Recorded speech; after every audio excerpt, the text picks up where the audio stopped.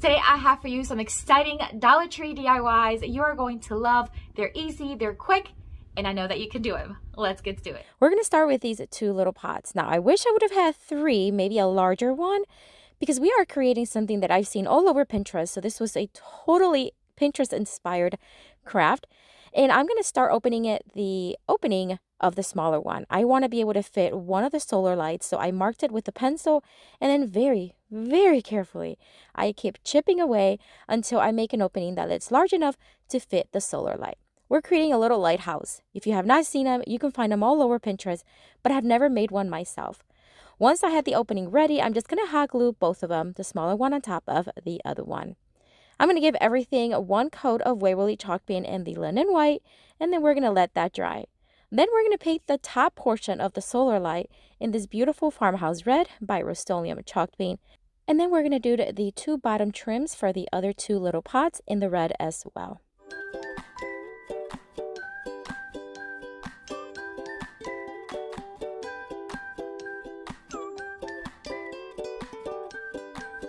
For this next step, you can totally do this by hand, but because I have my Cricut Joy right next to me, I'm going to make a little window and a little door for our little lighthouse. So I'm just going to weed these out. I did have to cut the little door just a little bit. I made it a little bit too long. And then we're going to place the little window on the top one.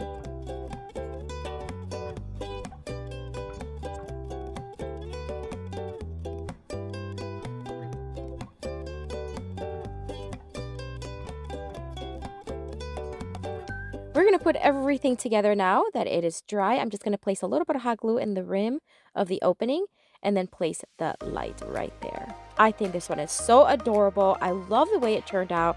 I'm going to show you 3 pictures, this one, another one, and then the one how it looks in the dark.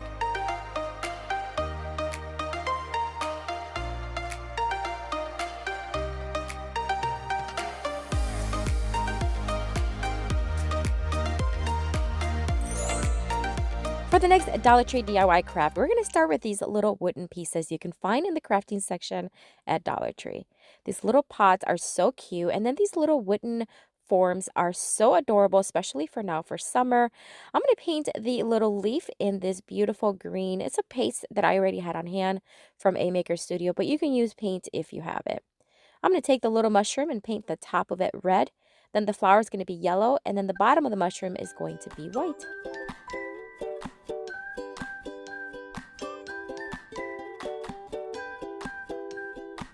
We're going to take what it looks like a mason jar, but this is actually a pasta sauce jar, and we're going to fill it up with some dirt. I keep dirt on hand so that I can fill my indoor plants with, and I'm just going to fill it maybe about 1/3 of it up, or maybe a little bit more. Just fill it to whatever you desire.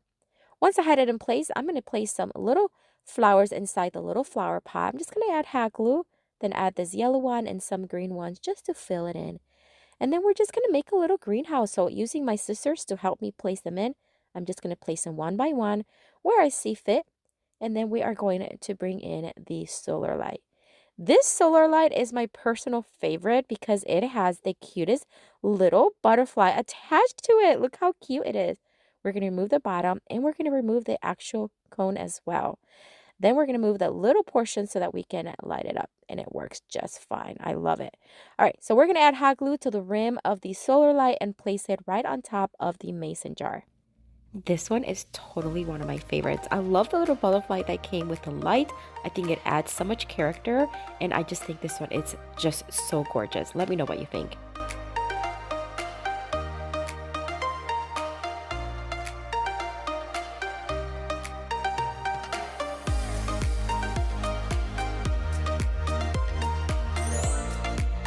For the next Dollar Tree DIY craft, we're going to take this leftover Christmas sign. We're going to remove the jute string very carefully because we are going to reuse it. I'm going to sand down the glittery part as well as the surface that has all the design.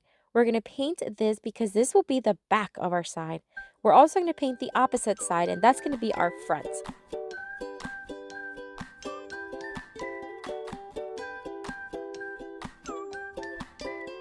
All right, so now it is painted. Now I purposely left some of the edges in this distressed look.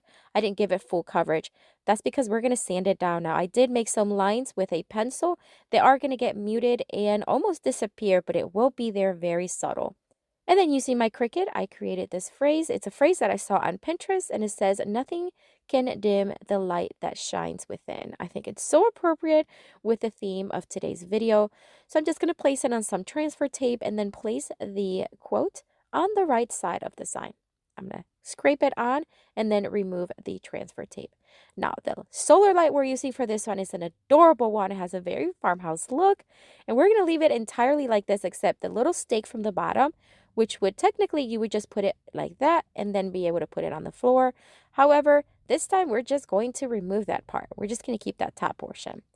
Because that bottom portion kind of removes easily, I'm just going to add some hot glue and make sure that it's a bit more secure. So I'm just going to place it and then mark with a pencil where I need to drill a couple of holes, and then we are going to attach the solar light using some flexible wire.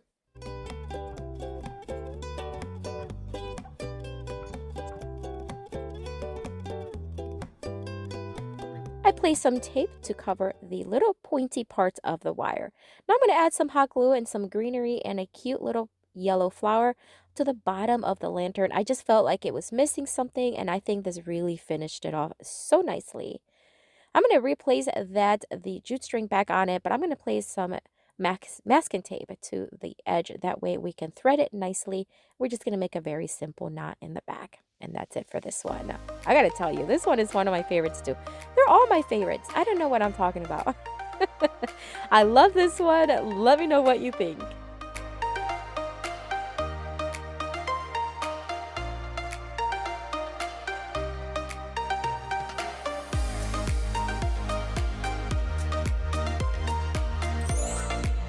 The next Dollar Tree DIY craft, I'm going to take this box that I thrifted a while back. It was only 99 cents, and I thought for the size and the sturdiness of it was a really good deal. I also cut this 1x3 into about 10 inches long pieces, one for each side, because I want to create a nice farmhouse style handle for it. I marked where I wanted to add some wood glue because I wanted to have a very secure hold and bond. Wood glue and brad nails is how I am going to attach it. Now, I'm going to add about 5 or 6 brad nails to each side. That way it's going to be nice and secure.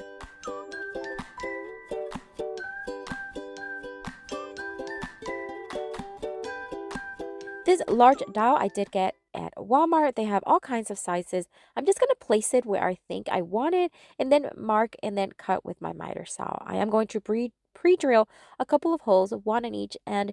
This is so that we attach it to the handles. It's going to not crack on me.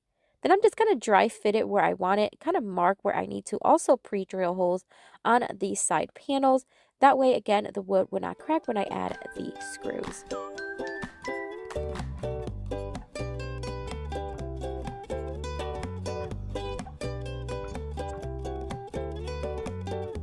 I added a little dab of wood glue on the dowel as well, and I'm also going to pre-drill these screws just until they're overlapping on the other side very slightly.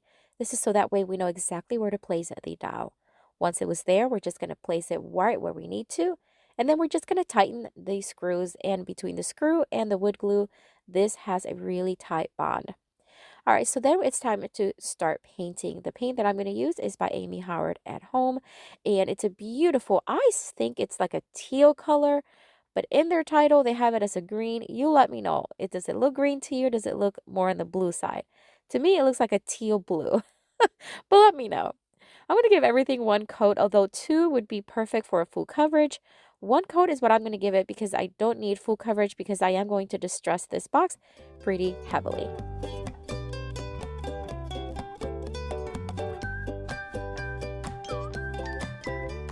I'm going to cover the one side on the inside of the box that had the felt. I did try to remove it and it was not coming out. So I'm just going to cover it up with this nautical style fabric that I had on hand. And I'm just going to hot glue it in place, which was plenty sufficient.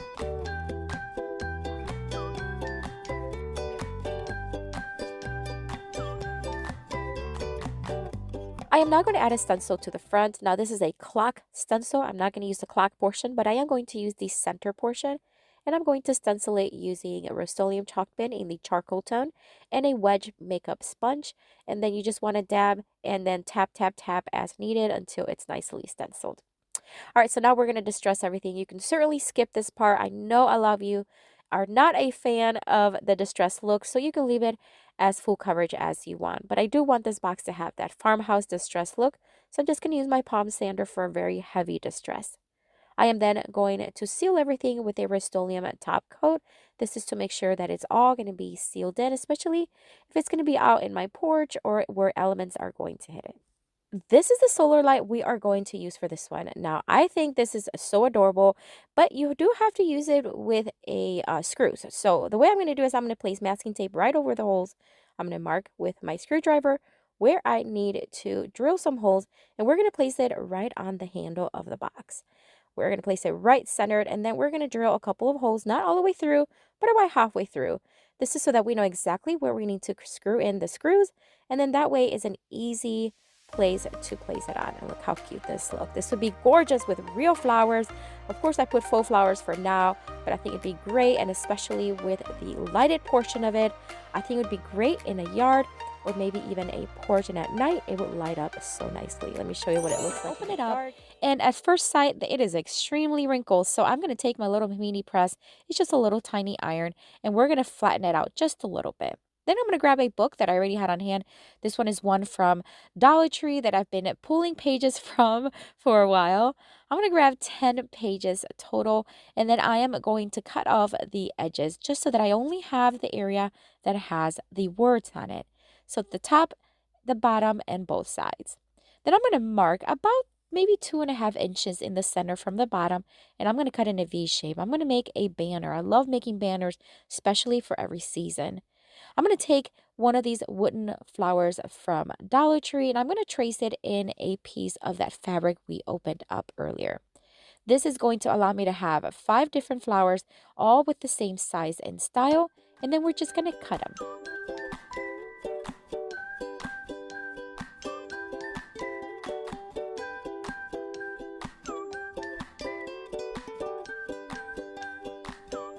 I'm going to flatten out those flowers once again just so they're nice and flat. Then we're going to attach one on top of each paper. Now there's only 5 flowers and 5 papers, and I'll tell you why here in a minute. I'm going to add some of this fabric glue right onto the back, and then I'm just going to spread the glue and attach it right in the front in the center of each flag. All right, so here we have 5 flags now with the flower. Now we're going to attach a second piece of the flag to the back of them, and this is just going to make it nice and sturdy so that the flag is actually just kind of sticking and not just flapping around. And I'm just going to use 2-sided tape because it's so much easier to do. And then of course I'm going to trim as needed so both flags are exactly the same size. Then it's time to attach them to a string. You can use anything you want and you have at home. I'm just going to use I think it's like a baker's twine, and it's a natural jute with white, but you can use ribbon, you can use rope, whatever you have. I'm just going to make a straight line. It's going to be about 2 inches down the top, and then we're going to leave about 4 or 5 inches in between each flag.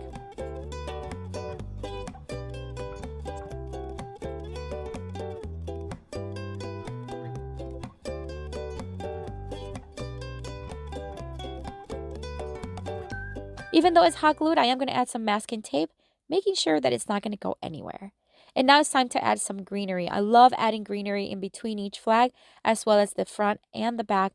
That way, it's just going to add texture, color, and just freshness, ready for summer. And let me tell you, I love this banner. And this is what it looks like on my fireplace. It just adds such color. This would be perfect for a custom banner for a birthday or a party.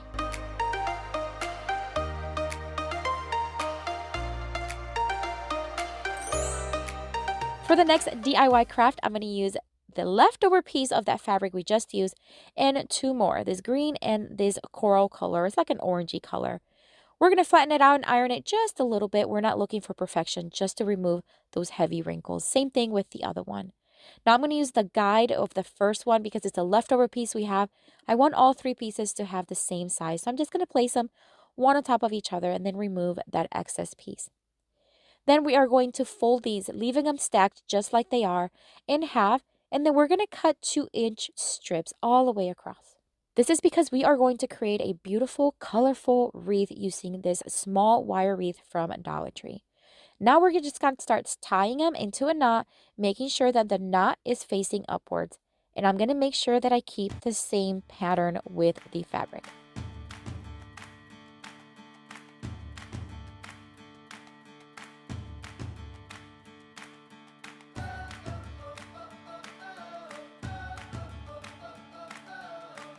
This is looking so pretty. Now I did 2/3 of it, so make sure you leave 1/3 of the wreath not covered. I'm going to straighten out those little frays and then we're just going to cut them to make sure that they are all even and they don't look so crazy. With some leftover fabric, and you can use any of the colors you have, I just thought the green will look really cool. We're just going to wrap it up and down, making sure that it's fully covered. This is also going to give us a good base so we can add some florals.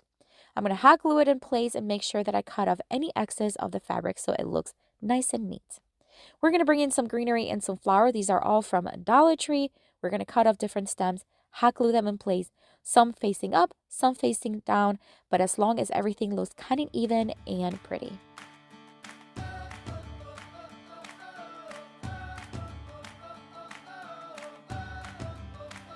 This green flower I've had for so many years, I can't even remember where I got it, but I poked a hole right in the center of the green portion, added glue, and stuck it right in. I added some extra yellow ones to add more color and design, and I think it turned out so beautiful.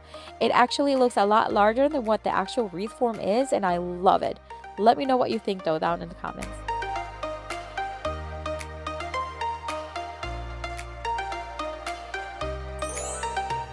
For the next DIY craft, we're going to take this seahorse sign from Dollar Tree. This is actually from a year ago. I had it left over and I'm just going to sand down the glittery portion and just scuff off the surface so that the fabric can stick to it really well. I'm making sure that I'm going to wipe it well and remove any dust. And then we're going to bring in this beautiful pink and white fabric. Again, we're just going to flatten it out just a little bit on one side because we're going to use it to cover the seahorse. And how we're going to attach it, we're going to use some Gorilla Spray adhesive. We're going to spray the surface of the seahorse and then we're going to place it right on top, making sure that we're pressing down and removing any wrinkles as possible. Then I'm going to cut off the excess fabric, save that for another one. And then using a very sharp X-Acto knife, we're just going to cut the excess fabric from all the edges.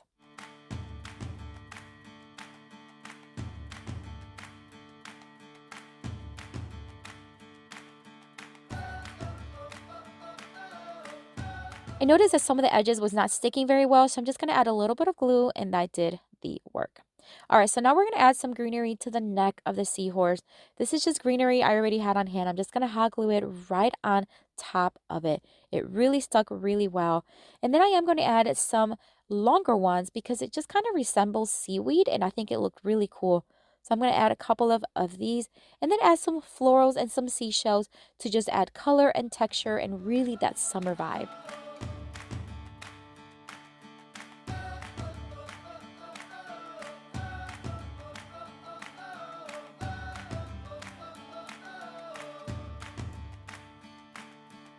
And we are just about done with this one. Now you can add a string to the back or ribbon to the back by hot gluing or taping it. And that way it could be hung. And I think this one, it's so stunning. The colors, it's so fresh and vibrant. Perfect for spring and summer.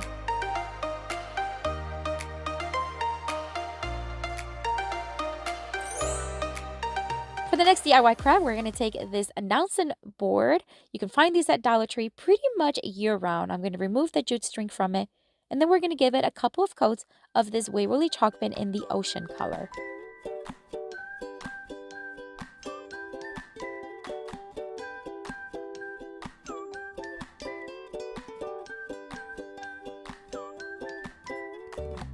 The fabric we're going to use is this beautiful butterfly one. I think it really complements that pink color very well.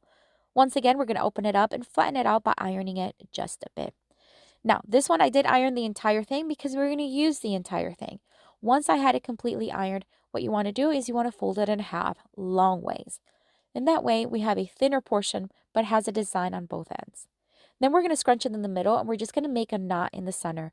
Just make sure that the knot really is in the center and you have equal amount of fabric on each side of the knot.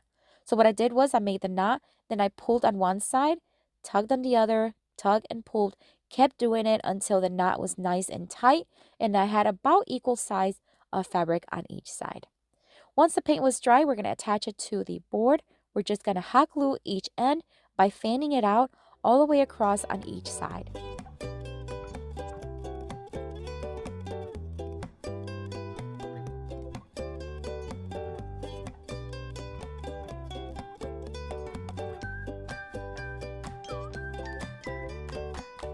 Because I had the double fabric, I had to make sure that I glued the one and then I glued the one on top of the other one.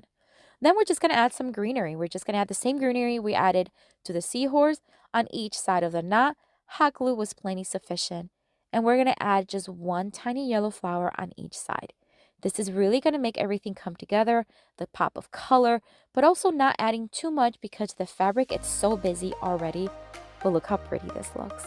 The colors, the combination of texture and design, I love the way this one turned out. I'll start with these smaller wood planks as well as these larger ones that I found at the end of the aisle.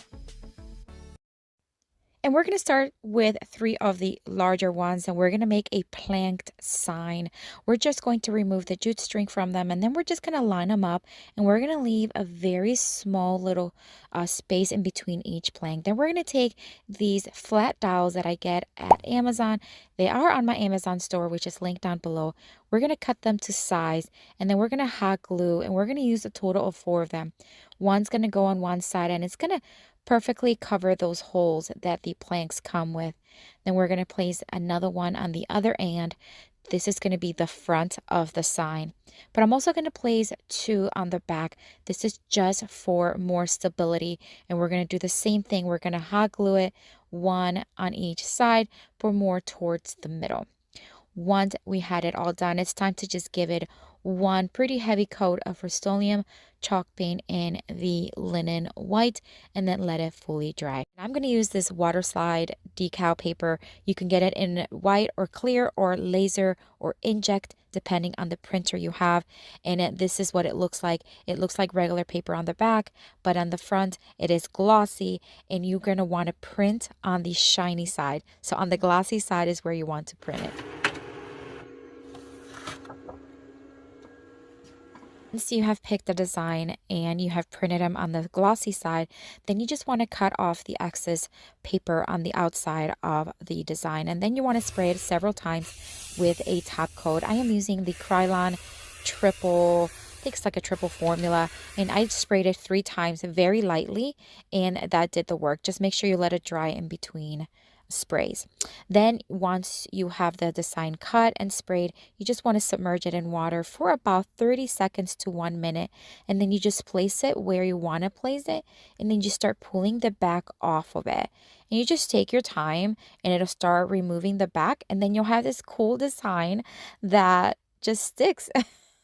And you can move it. So it's not like it's going to dry really quickly. Like right here, I'm adjusting it. I'm lifting it up a little bit and just making sure that the bubbles or any wrinkles are out. That's simple. So easy. Once it's dry, you want to seal everything with a top coat. Although you don't have to. I prefer it and I'm using the Rust-Oleum matte top coat. And that's it. I let it dry. And then now we're just going to place some florals here on the left side of the sign. I cut out the excess stem. I am tying them together with some white jute string. I'm going to cut off the excess stems on the bottom of that. And then we're going to hot glue it to the left side of the script there. And that's it. This is such a beautiful design. I love it. This design was already made on Creative Fabrica. I love it. I love the message and I love the style.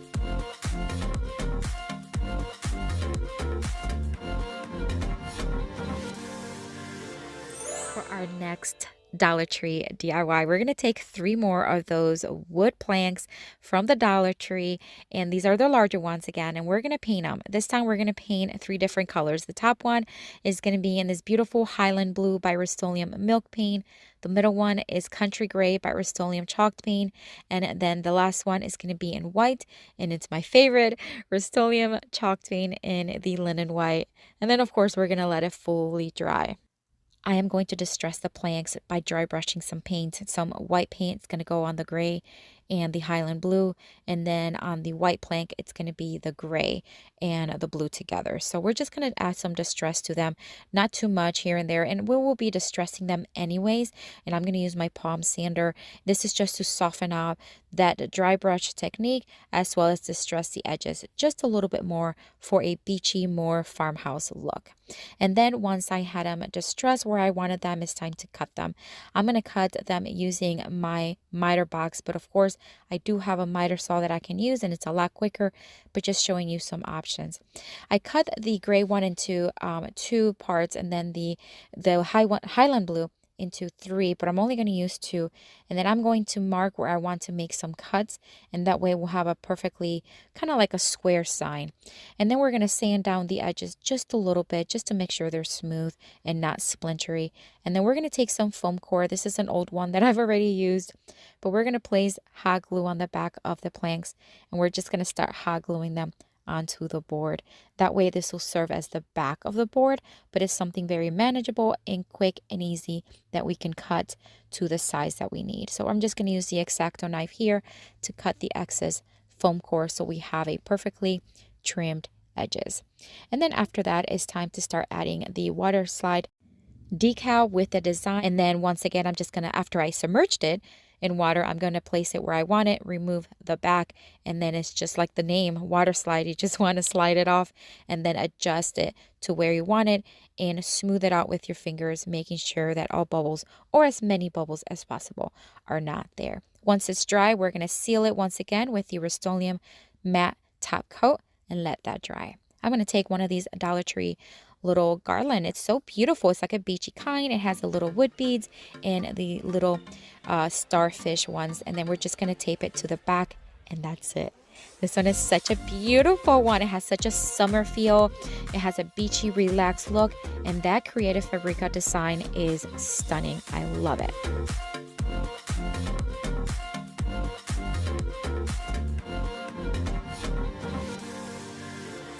For the next Dollar Tree DIY, we're going to take 4 of these smaller wood planks from the Dollar Tree. We are going to fill in the holes with some wood filler, and that's because we don't want to see those holes on this one. And then we're going to, while that dries, we're going to dry fit the wood planks here because we want to cut the sides one. So I'm just going to dry fit it and kind of make a mark with the pencil on where I need to cut. And that way I'll know I can take it to my miter, either my miter box or my miter saw, and then we're going to cut 2 of them, 1 for each side. Then we're going to sand down that wood filler as well as the edges so that everything is nice and smooth. And then it's time to place everything together. We're going to use some hot glue. This is really easy to create a box with these planks because these planks are very lightweight.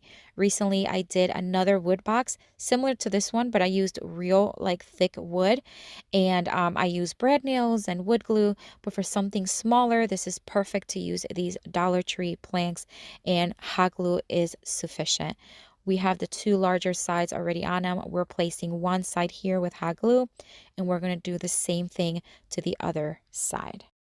And once I had everything put together, it's time to just give it 2 coats of Rust-Oleum chalked paint in the linen white, and we're going to do the inside of the box as well as the outside for a finished look. And then once again, we're going to use my design. Now this one was a font that I used from Creative Fabrica, and then I typed it out on a Word document after I downloaded the font, and then I printed it in the water slide paper. And as you can see, you can move it around if you need to, and then just make sure that you straighten it out and remove any wrinkles from the design.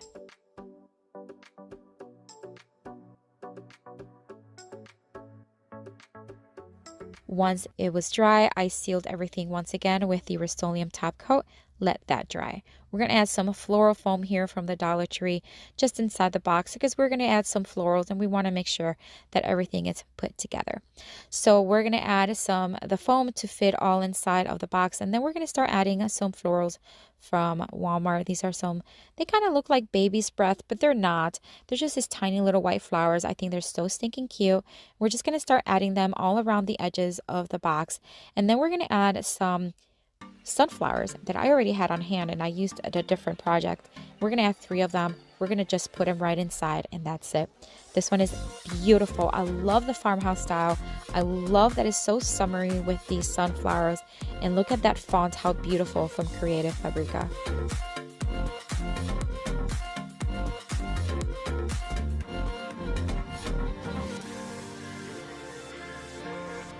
For the next Dollar Tree DIY, we are going to take another one of those smaller planks, and I'm going to fill just one of the holes, let it dry, and then give it one coat of Rust-Oleum chalk paint in the linen white, both in the front and the back.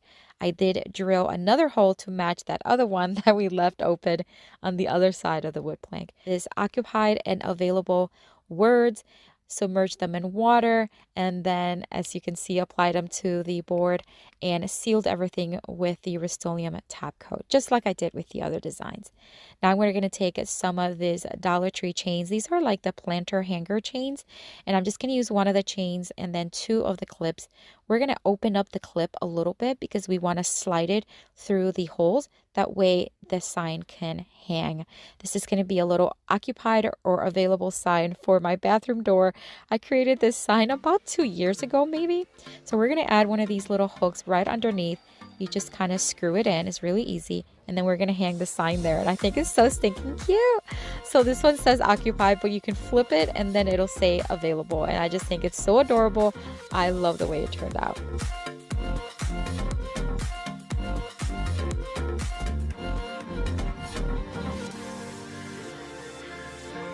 All right, for the next Dollar Tree DIY, we're going to take 3 more of those larger planks, and we are going to fill in the holes on just one of the planks with some wood filler, let it dry, and sand it.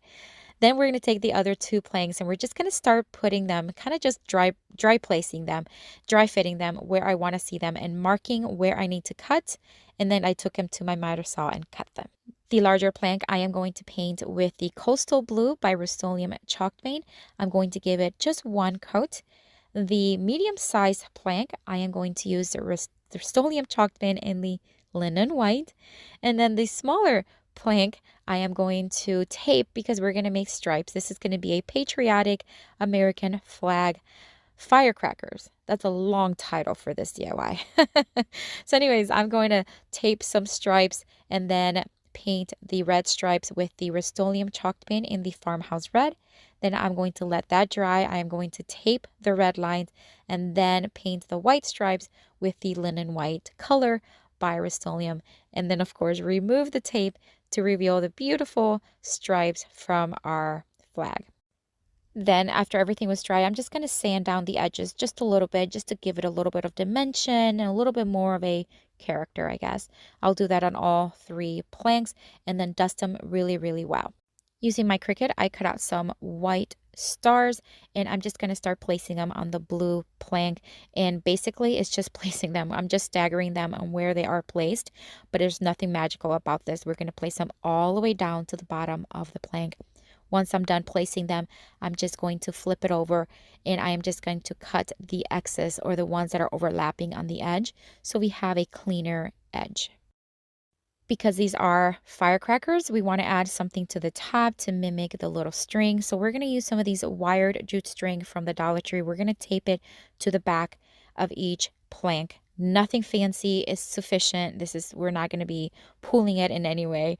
And then we're going to stack the firecracker. So each plank is going to be kind of one on top of each other. And we're going to use this double-sided tape. This is from Artisa. They sent it to me, gosh, it was probably like 3 years ago. And it's just a double-sided and it's very strong adhesive. So I'm going to place 2 strips of this tape, remove the red little strip, and then of course I'm going to place each plank on top of each other. This is going to not only keep them on top of each other, but it's going to create a 3D effect, so they are a little bit lifted from each other. Although you can just hot glue them to each other flat, one on top of each other, and that's fine. I just wanted to add a little bit of dimension, and that is why I'm adding these strips of tape and doubling it up. So here I'm just placing the last one on top of it. I think it's just so beautiful. I'm going to take a pencil and just curl the jute string with the wire inside. That way it's not just straight up. It just has a little bit of a curl, and then that's it. Such a beautiful patriotic DIY. I love it. 3 planks from the Dollar Tree, $1.25 each, and you have a beautiful design. I love it.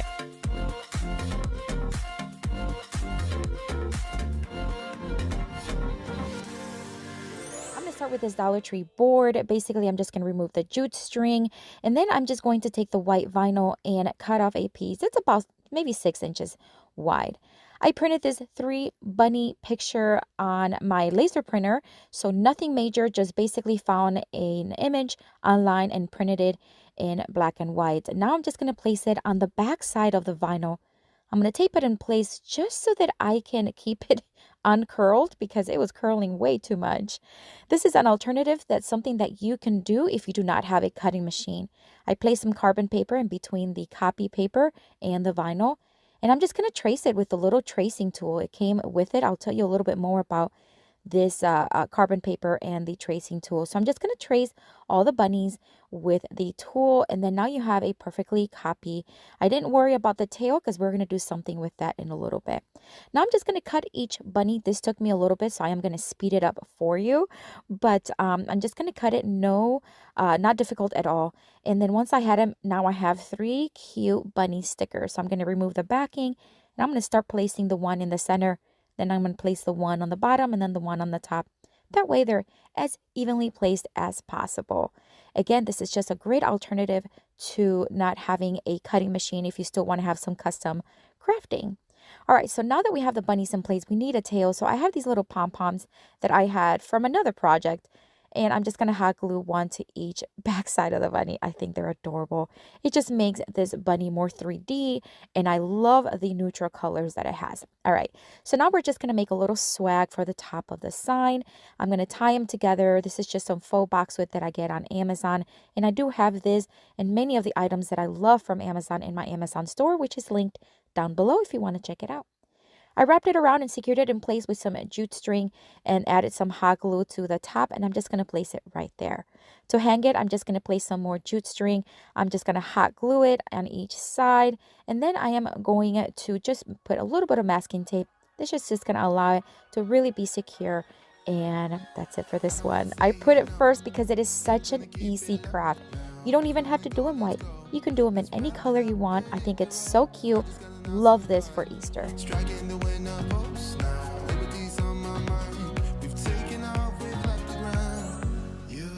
For this next Dollar Tree craft, we're going to add some color to these. All right, so we're going to take the pink vinyl. Look how pretty that is. This love sign is from the Valentine's collection at Dollar Tree. I'm going to remove the love from it. I don't mind if some of the paper comes off because we are going to remove it as much as we can by sanding it down and scuffing it up just a little bit. It will allow for the paint and the vinyl to stick very nicely. So I just use my electric sander, but you can use a sanding block if you'd like. I'm going to wipe it down very well, and I'm just going to give it a rough 1 coat of Waverly chalk paint in the white. This is to lighten up the background because this vinyl is a little sheer. You can see through it a little bit. So adding the white really allowed it to just look very dense. All right, I'm going to cut up a piece that is going to cover exactly the size, the tag, and we're just going to place it starting from the bottom to the top.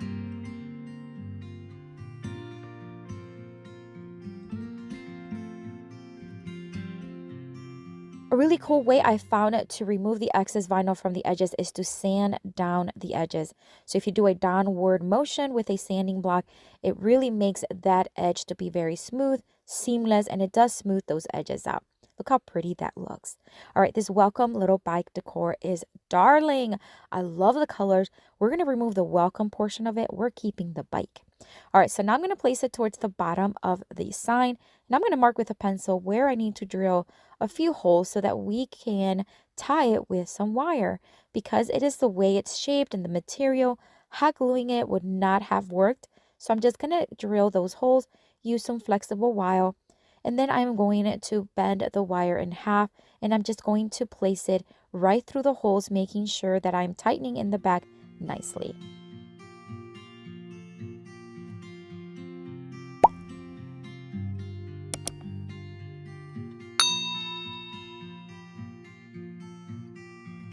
I'm going to cover the wire with some duct tape. That way it's not going to scratch any surface. We're going to add some florals. We're going to add these beautiful pink ones from Dollar Tree.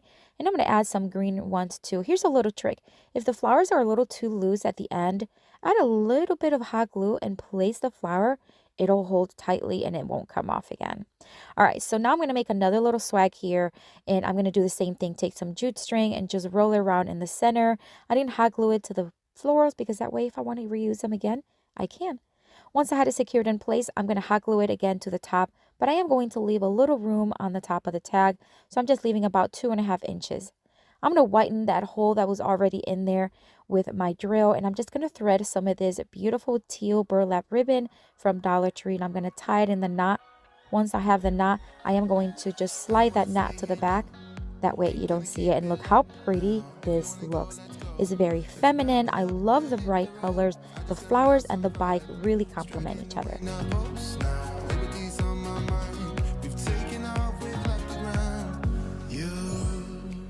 For this next Dollar Tree craft, I'm going to take these 4 wooden egg ornaments from Dollar Tree in 4 different color and designs of vinyl. Look at that floral one. Isn't that stunning? I love it.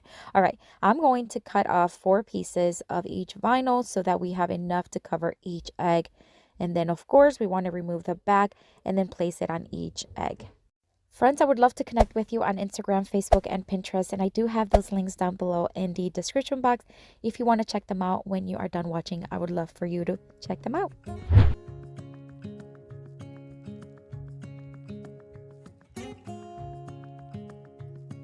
So we are done covering the eggs, and I'm going to do the same thing. I'm going to take my sanding block and just sand down those edges. This was so quick and so effective. I love this technique. All right, so now I'm going to take my crocodile and I'm just going to whiten that hole that's on top just a little bit. And of course, we want to go through the vinyl as well. This crocodile is one of my favorites, and I do have it on my Amazon store if you want to check it out as well. All right, so now that we have the holes made, I am going to put some masking tape at the end of this jute rope so that it can thread nicely through each hole. And I'm going to do that to all of them. And then I'm going to tie them in the knot in the top. Friends, I have a blog where I post my creations and my videos in a written format. I would love for you to check it out. It is linked below in the description box. Now I'm going to add some florals to each egg. So I'm just going to take some colors that really complement and contrast each egg. The pink ones look great against that yellow, these blue ones with the pink. Then I'm going to add to the green one a beautiful green tone that we used earlier. And then for the floral one, because it's a little busy, I'm just going to add a pink one, and it's kind of muted and it just adds a nice texture. These little egg ornaments are so stinking cute. You can use them in a plant for Easter, or you can just lay them around in a console table. I think they're beautiful.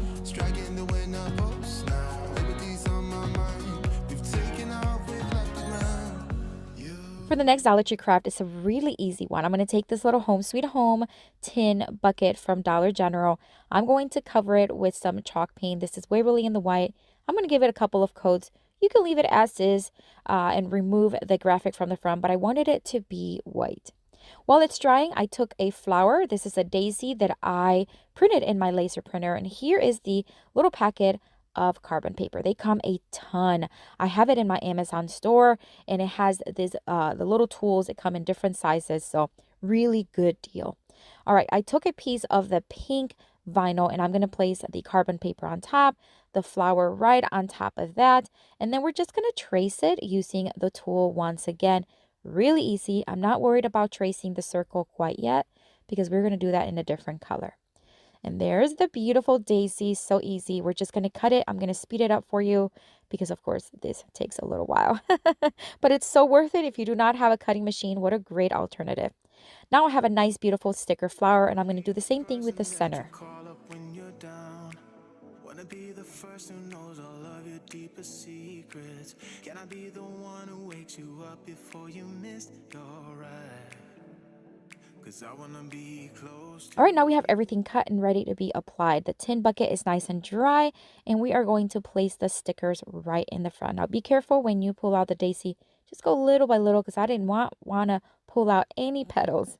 Once I had it removed, I'm just going to carefully take my time, and I'm going to do it in real time here so you can see how slowly and how carefully I placed it That way everything was going to be smooth, no bubbles, and nicely even in the center of the bucket.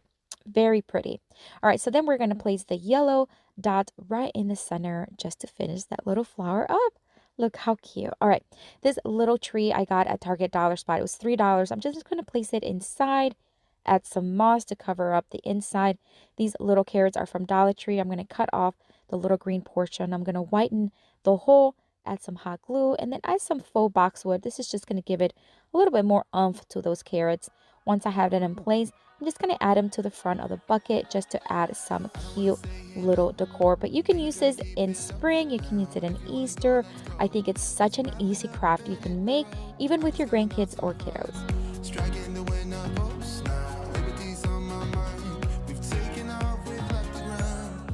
For this next Dollar Tree craft, I'm going to take this little container. Recently, I did one using my Cricut Joy, and I know a lot of you do not have a cutting machine, so I want to show you an alternative on how you can do something similar using Dollar Tree vinyl and no cutting machine. All right, so I printed out a sun, and I cut off a piece of the yellow vinyl. Once again, I'm just going to trace it around.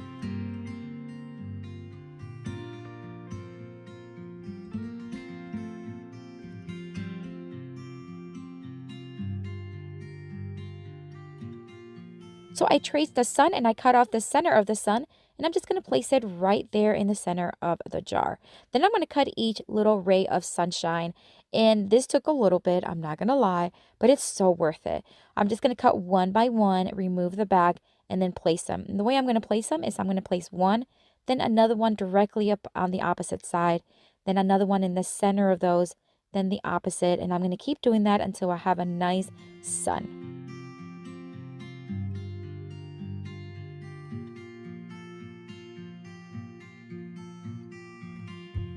And we're just about done with this one. Now you can do multiples of these and create like a nice set.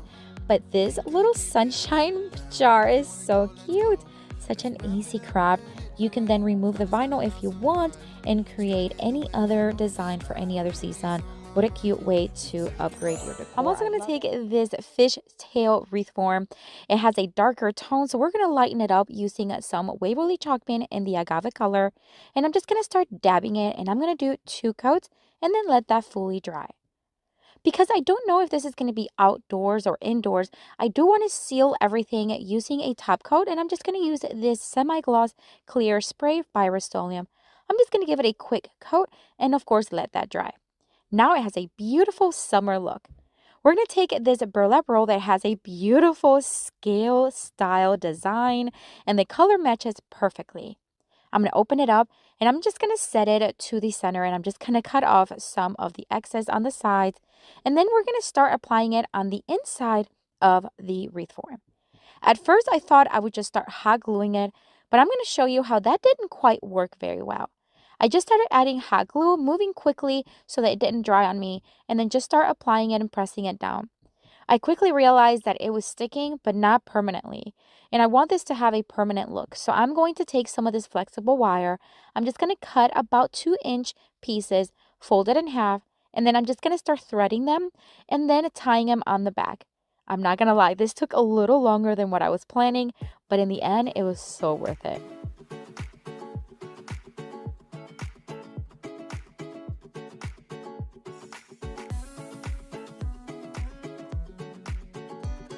And this is what it's looking so far, and I am loving it. I added some of those ties everywhere where I thought it would need it for a snug, tight fit. I'm going to flip it over, and I'm just going to start snipping all those little X's, little pokey parts from the wire. If I was to planning on sell this item, I am going to cover the back with one more layer of fabric to cover all the parts that have the wire exposed. But because I'm going to keep this one for myself, I am going to leave them exposed. I'm going to take my scissors and I'm just going to cut off the excess burlap, leaving about maybe 1/8 of an inch on the outside of the wreath form. There were some areas where there still needed a little tie, so I'm just going to add those as needed to make sure that I have a snug fit. Now I'm going to add some florals. These are all from Dollar Tree, beautifully designed. I'm just going to tie them in a bundle using some jute rope, secure it in place with some hot glue, and then we're going to place it in the center on the back of the wreath form. Now, I didn't know how to quite exactly attach it, so I just decided to go back to my ties with the flexible wire. I'm going to slide them in through a part where the wire wreath is, and then just tie them in the back, and I'm going to do one on the top and the bottom of the bundle to secure it in place. Then I'm just going to make sure that the branches and the flowers are where I need them, and then just manipulate them where I want. I'm going to add hot glue to the rim portion of the top, and then I'm just going to add some of this moss from Dollar Tree to add all those branches. After I had the florals where I wanted them, I'm going to take one of these little white anchors that I got at Dollar Tree. Aren't they gorgeous? Wow. All right, so I'm going to remove the jute string. I'm going to place it on the upper left-hand corner, and I'm going to take some white jute string and a knitting needle, and I'm just going to thread it through the top, making sure that it attaches to one of the wires from the wreath form. Flip it over, and I'm just going to tightly snug it. This is just going to allow it to not really look like much in the front because it matches the color. Okay, so isn't this beautiful? I love this wreath. It has such summer vibes, so inexpensive.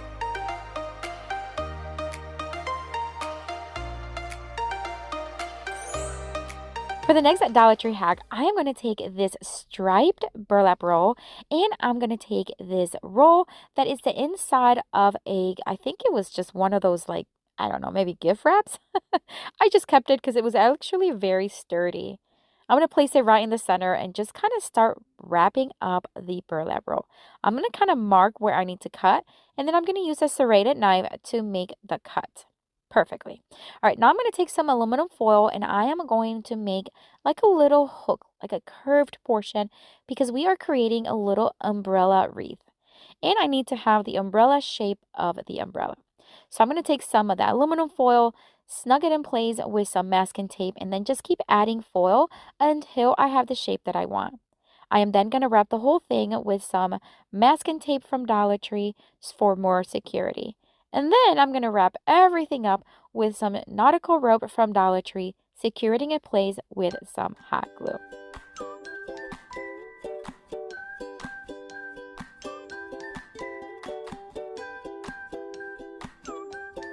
All right, so here we go. We got that portion all done. I'm going to place it right back in the center, wrap it up, and then I'm just going to tie it in the center with some jute string. We're going to add something here in just a little bit, but for now, some jute string will be fine. I'm not too concerned with it being too tight because we are going to add some florals. These are a combination of Dollar Tree and Walmart florals, and I'm just going to hot glue picks here and there until I like what I see. And I also wanted to add some color, so I added some pink flowers from Dollar Tree.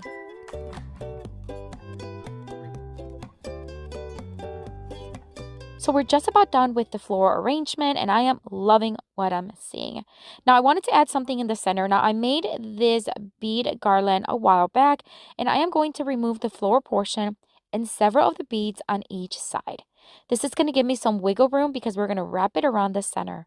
So I'm just going to tie the ends to the last bead, and then I'm going to have a nice open space in the center. I'm just going to thread it between each other and just tie it in a simple knot, nothing major, and then that's it. But I did add a little pink flower right in the center to hide the string, and look how cute this looks. It's one of my favorites from today, if not my favorite. Let me know what you think of this one.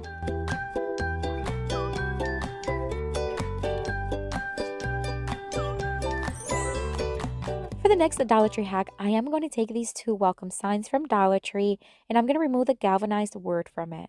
It did have a little rough finish, so I'm just going to sand it down smooth and wipe it well. The two burlap rolls that I am going to use for this project is one that is natural color and one that has a bee design. For this one, I realized that it was way too see-through, so I just got to lighten up the surface with one coat of Waverly chalk paint in the white, and I did both of them, and then that way it's just going to have a nice blank space underneath, just like that. I am going to spray it with some Gorilla adhesive spray, and then we're going to attach the burlap right on top, flattening it out as best as we can, and then we're going to flip it over and cut off the excess burlap using my rotary cutter. All right, so I did the same thing with the other one and the bee design. And then I'm just going to paint the natural burlap design in with some yellow paint. Nothing major, whatever yellow paint works well. I thought this one complements the bees very nicely. I'm going to use this reusable stencil, and I'm just going to stencil it using Waverly chalk paint and the ink. This one is from Essential Stencil. I love their stencils because they are very high quality and you can reuse them over and over again. Isn't that pretty? All right, I'm going to make a very small little swag. Now, you can leave it like this, but I always like to add a little bit of greenery just to add some character. So I'm going to wrap it around with some nautical rope, secure it in place with some hot glue, and just hot glue it to the top of that one. Aren't these beautiful? I love the color. I love how vibrant they are. Such a fun summer craft.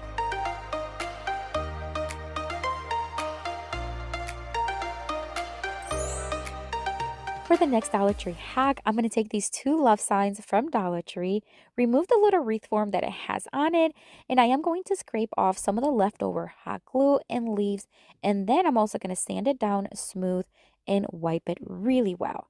I'm also going to be removing the jute string because we're not going to need those.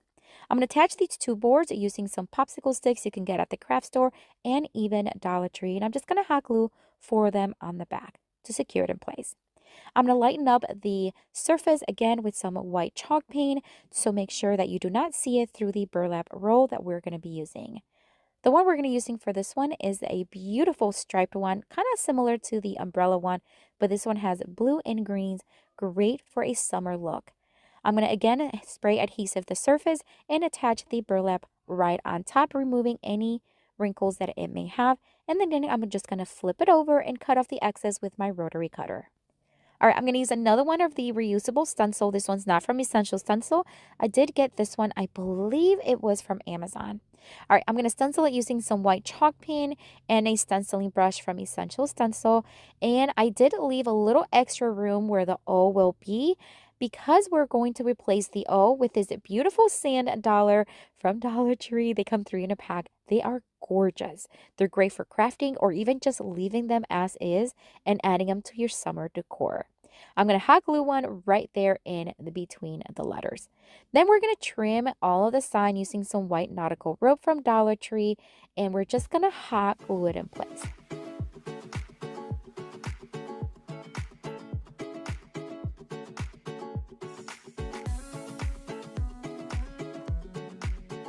Once we had that done, I did use my wire clippers to cut it. It was so much easier to do and secure it with hot glue. I'm going to add more nautical rope to the back, cut it, and that way we have something to hang it from, and added some masking tape just to make sure that those ends are not going to fray on me. But look how pretty this looks. This will be great in any beach home, vacation home, or your own home if you have a beach summer decor. Absolutely stunning. I grabbed one of the smaller ones. I'm also going to use some of these flat bamboo dowels and a pool noodle from Dollar Tree. I'm going to cut off a piece that's about 1 inch thick. And I'm also going to take several of the flat bamboo dowels. These are from Amazon, and I do have them on my Amazon store. So if you want to check that out, it is linked below. I poked a hole inside the pool noodle piece, and I'm just going to hot glue a dowel and then do the same thing across from each other. So I'm going to do one side and then one across, then another one and then one across until I have about 6 of them. What we're creating here is a nautical ship wheel. You know what I'm talking about. You've seen these before, and I thought I can make one using Dollar Tree items and these flat bamboo dowels, which are not expensive at all. You can also use the regular dowels if you need to. Once I had these dowels in place, I'm just going to place the pool noodle section right in the center of the hula hoop, mark with a pencil, and then use my miter shears to cut where I need to cut. I also have these miter shears in my Amazon store linked down below. Once I had them cut, I'm just going to hot glue them to the hula hoop one by one, making sure that I am arranging them equally separated. I wanted to add a piece inside the pool noodle piece. That way it's going to hide the hole. So I'm just going to add this wooden one from Dollar Tree. Then I'm just going to hand paint the pool noodle piece with some chalk paint. This is just because we are going to spray paint it. And I've learned that the spray paint really absorbs into the pool noodle and it does not have a full coverage. I'm going to give it a couple of coats here and there until I have it nice and covered. And then I'm going to take it inside. I'm going to paint the middle portion in this beautiful agave color by Waverly Chalk Paint.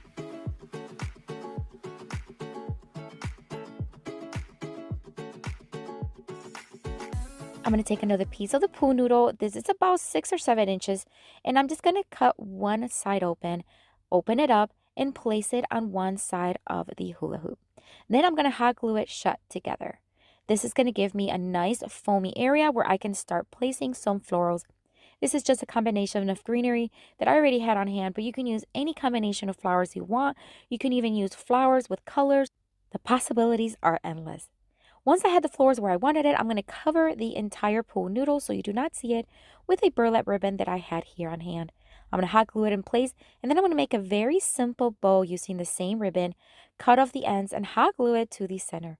I want to keep it nice and simple, but remember, you can use whatever you want. This is such a big wheel. You can add any decor that has a beachy summer theme, and this would be perfect for over a fireplace, outdoors, anywhere you like it. I think it's absolutely gorgeous. Let me know what you think.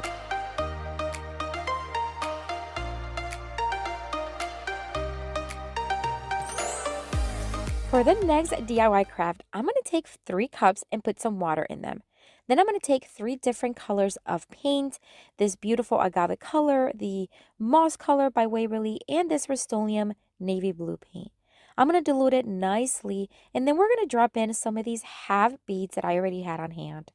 Now, if you do not have these, they have them on Amazon, but Dollar Tree also carries these little wooden cubes that would be great for this project, as well as this bead garlands that already come set. You can open them up and use the beads for this project. It's a great alternative if you do not have the half beads. All right, so I'm just going to drop them in. My goal was to get these stained. It didn't work. So I took them out and I'm just going to let them dry. And it took a couple of hours, but they dried pretty well. And I'm just going to paint them by hand. I'm going to take one of these flat canvases that you can find at Dollar Tree, and I'm just going to give it a fresh coat of Rust-Oleum chalk paint in the linen white just to brighten it up. Then I'm going to let it dry, and then I'm going to hand draw what will look like a fishtail or a mermaid tail. I'm just going to do the best I can to hand do it, and then once I have it in place, we're going to start placing each little half bead. I want this to go from like a lighter color to a darker color, and I just wanted it to have a very natural, very relaxed look because I feel like beach summer decor is very relaxed. So I'm just going to start hot gluing them starting with some natural wood tones, moving on to the green, then navy blue, and then the beautiful teal color from Waverly. I didn't have enough beads, so I had to place some of the natural wood tones on top, and I did paint them eventually with the agave color. I also touched up the white paint where you can still see the pencil marks, and that's it for this one. It was so fun doing this. This would be a great project to do with your kids or grandkids, but even as an adult, it's a great project craft to do. Love it.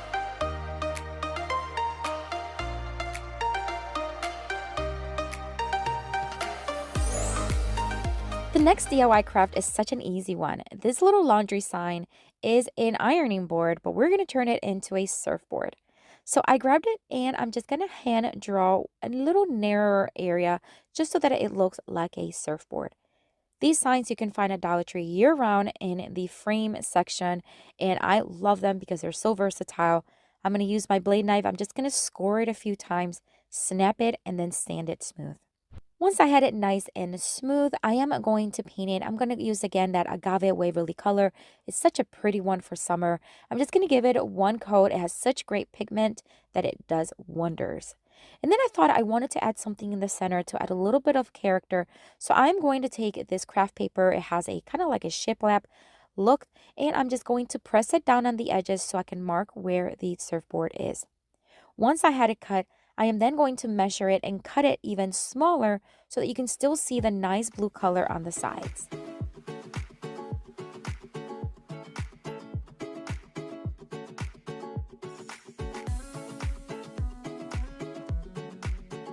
I sprayed some adhesive spray and I just attached it to the center of the board. Using my Cricut, I did create these decals that have a beautiful flower. I'm going to make 3 of them, and I'm just going to place them one in the bottom, one in the center, and one in the top. This is so that it can have a nice detail. I'm just going to cut off the excess, and that's it for this one. Such an easy one. You can also make this with foam board if you do not have a sign like this one.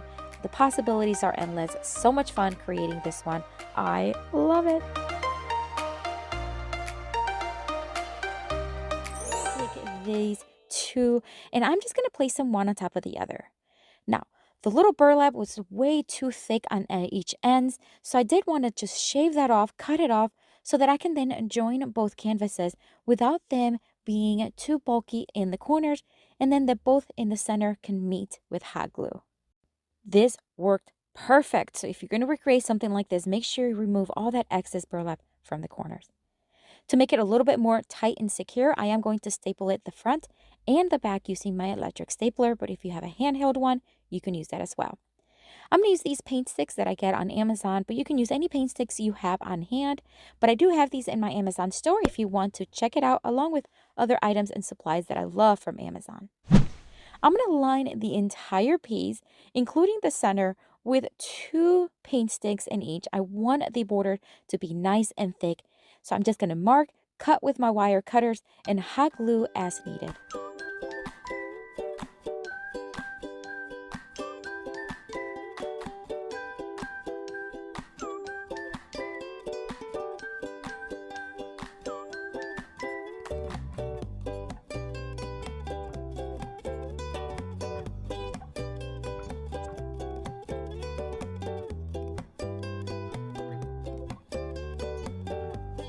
Now, I am going to paint the paint sticks. Now, I did not paint them before I applied them because I didn't want to have to paint the entire paint stick and then cut them. So I'm just going to use a cardboard just to kind of keep me not from painting the burlap, and that did really well. Once dry, I am going to very lightly sand it with a 120 grit sandpaper just to smooth everything out, and then of course dust it really well. I want this to look like a little mini door, so I'm going to take this vintage star knob that I got off of an old dresser that I flipped not long ago, and I am going to just drill a hole on the left side of the door, and then I'm just going to unscrew the screw and place it from the back to the top, making sure that it's nice and tight and secure. And I thought it looks so cute. You can use any knob you have at home, of course. This little wreath is actually a garland that I found at Target Dollar Spot. It did have already the wreath kind of shape, so I'm just going to leave it like that, and I'm going to use a zip tie from Dollar Tree to secure it in place. I'm just going to thread it from the back to the front, and then back from the front to the back, secure it in the back. That way it's not going to go anywhere. I'm going to cut off the excess. Now you could add something to hang the door from, but I'm not going to use this on any wall, so I'm just going to leave it without anything. I'm going to just arrange the flowers where I want them, and I think this door turned out so beautiful. I love the burlap in the center. I'd love to hear what you think of this one.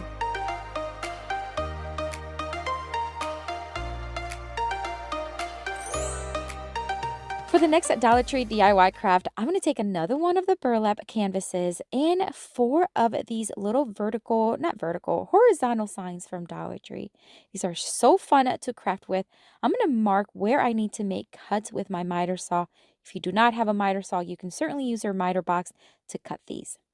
I'm just going to place those 2 just temporarily so that I can mark where I need to cut the other 2 pieces. Same thing, I'm just going to mark and cut with my miter saw. I attempted to remove the paper from it. It was taking way too long. I did remove the sticky barcode paper from the back, and then I'm just going to sand down the paper as much as I can. And then of course I do want to dust it really well because we are going to paint them. I'm going to use a Waverly chalk pen in the white, and I'm just going to do all sides except for the bottom because it does not need it.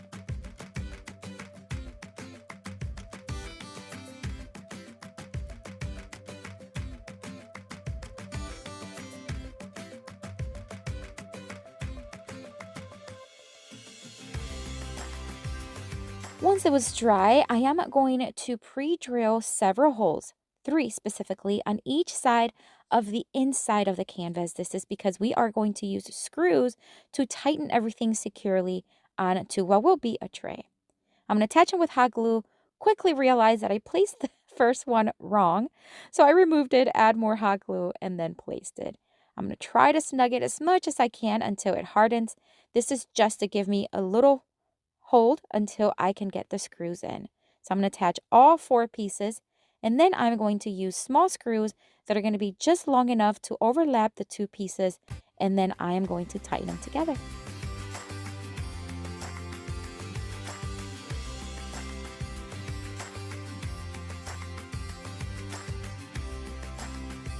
I wanted to add some detail to the outside, so I'm going to use some of this white nautical rope from Dollar Tree, and I'm just going to hot glue it all around the outside of what will be a decorative tray. Now, this is not meant to hold anything heavy. This is just for decorative purposes. I added these little felt pads to the bottom so it does not scratch any surface. And look how cute this looks. Oh, it's one of my favorites from today. So fresh, so beautiful.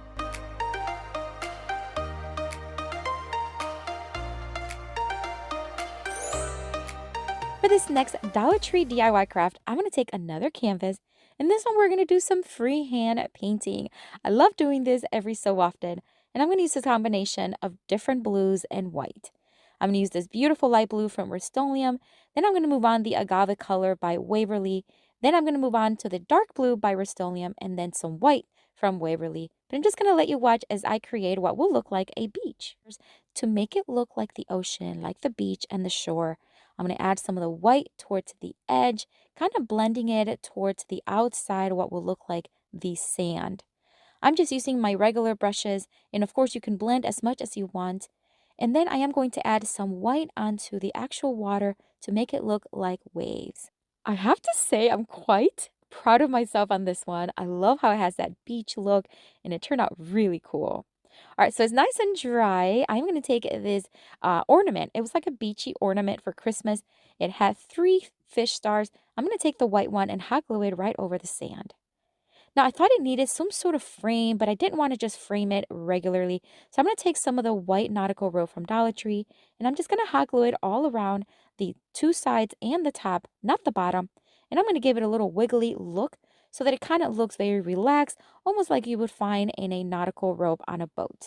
I think adding the rope really brought everything together, really finished everything off, and it's just a nice detail for the look. This was such an easy project anyone can do. You can do this one as well. I love the way it turned out. It has a very summer, beachy vibe. Love the way it turned out, but I'd love to know what you think of this one.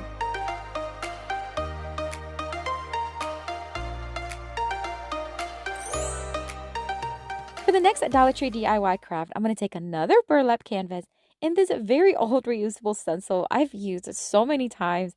I'm going to stencil it right over it using some Waverly chalk pen in the white.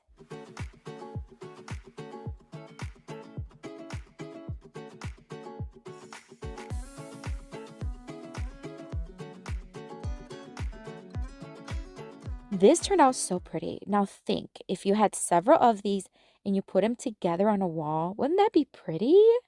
I love it. Okay, so I'm going to take the leftover sticks. Now, I know I said I didn't want to paint them all, and I ended up painting them all. I didn't plan on using them, but it worked out really well. So I'm just going to paint these just on one side, again using Waverly chalk pen in the white. And once they're dry, I am going to place them all around the canvas. You can leave the canvas just as is, but I did want to add a frame. So I'm just going to start hot gluing them all around the frame, cutting as needed.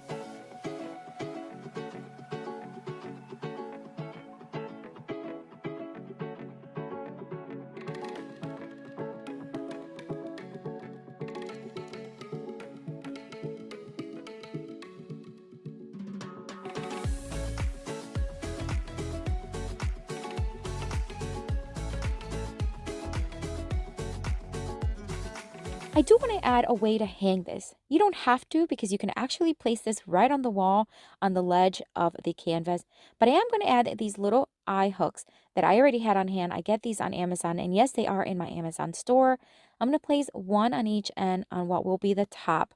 What we're creating here is an earring holder. I think this was such a smart way to use these canvases. I'm going to add some of these nautical rope from Dollar Tree, tied in knots. I'm going to cut off the excess rope, and then I am going to have something to hang it from. Again, you don't need this. It's just something I decided to add. I wanted to add a little feminine look to it, so I'm just going to add one of these faux flowers. It has a beautiful pink tone that I think complements the entire look. I poked a hole using my screwdriver, and I hot glued it right onto the upper right corner. I'm going to add some of my favorite earrings right onto it, and I think this is brilliant. I think this would be such a great gift for a girl or a woman with tons of earrings or just a few to place on their wall. I think it's gorgeous. All right, so this wreath form I got at the thrift store very inexpensively, and I'm going to use these very cute and vibrant flip-flops, adult size from Dollar Tree. I hot glued the first one, and then I decided I needed to make it a little bit more secure. So I'm just going to poke a couple of holes, thread some flexible wire through it, and then I'm just going to thread it through one of the vines on the wreath form so that it has a more secure hold. Last year, I made this beautiful wreath form using flip-flops, and I'm going to have that video at the end of this video, so if you want to watch how I made that. So this year, I decided to make a little bit of a different one, but still using flip-flops as the main piece. So after I have the first one tightened up, I'm just going to cut off the excess wire, and I'm going to do the same thing with the next flip-flop. I'm just going to poke a couple of holes on the bottom, thread some wire, and then just tighten it to the bottom of the wreath. Now, after I did that, I did want to still add some hot glue. The wreath form and the flip-flops will attach very nicely with the glue, and this will be very permanent there to go against any elements. All right, so once I had them attached, I wanted to add some greenery and flowers. So I had these greenery from Dollar Tree. I'm just going to start adding them pick by pick here and there on the top, the bottom, and even some in between for a nice touch of greenery.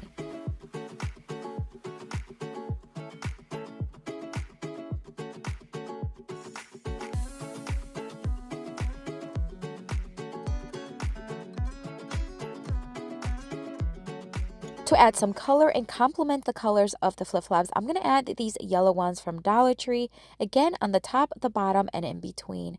And then I wanted to add a pop of really colorful one, so I'm just going to add this beautiful pink one in the center there, right on the bottom of the flip-flops, and then add some more of the pink ones here and there in the rest of the arrangement.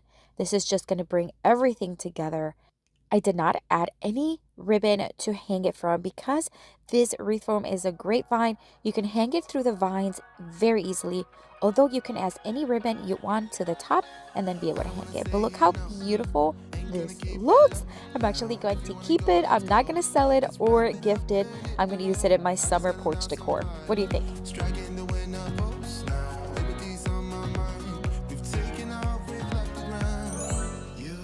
For this next flip-flop hack, I'm going to take these beautiful pink and white striped ones. They are adult size. And I'm just going to place them on top of some cardboard. I was inspired by a Pinterest post that I see. And I'm just going to mark where I need to make a cut, because I need to make a base for these flip-flops to keep that V shape that I want. I'm going to use my blade knife to cut off any excess cardboard. And then I'm going to place the flip-flops right back on top. This time, I'm going to trace it a little bit more in detail so that I know exactly where I need to cut. But I want to leave enough on the top so that the V shape stays in place and it's nice and sturdy. Now, once I had everything cut, I thought I needed to add just one more layer of thickness and security so that it does not go anywhere. So I had these paint sticks that I got on Amazon, but you can use any paint sticks you have on hand. I'm going to mark where I need to cut, and then I'm just going to use wire cutters just to cut them. And then I'm going to hot glue them right on top of the cardboard. Again, this is to add security, thickness, so that the flip-flops stay nice and put. Once I had them glued, I am going to paint them white. I wasn't sure if you're going to still be able to see it through the top or the sides of the flip-flops, so I wanted to just give it a nice neutral color. I didn't do the back, but if you want, you can do the back. Now I'm going to take this love sign from Dollar Tree. It has a little bit of a farmhouse look. We're going to remove everything from it, and we are going to sand down smooth any surface that has any excess glue. I'm going to wipe it down really, really well because we are going to paint the surface in a beautiful agave color by Waverly. I'm a little bit obsessed with this color. It's such a beautiful color for spring, but specifically for summer, and it has great coverage. So I only gave it one coat, and that was actually sufficient. I'm going to put that to the side, and while it dries, I'm going to attach the flip-flops to my platform. I'm just going to hot glue it in place, making sure I add enough hot glue. I'm going to add one first and then the next one.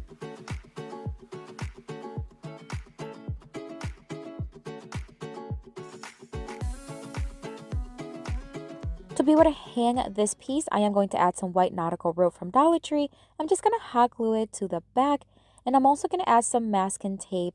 This is for two things. This is to add more security, and I'm also going to add it because I don't want the rope to fray on me.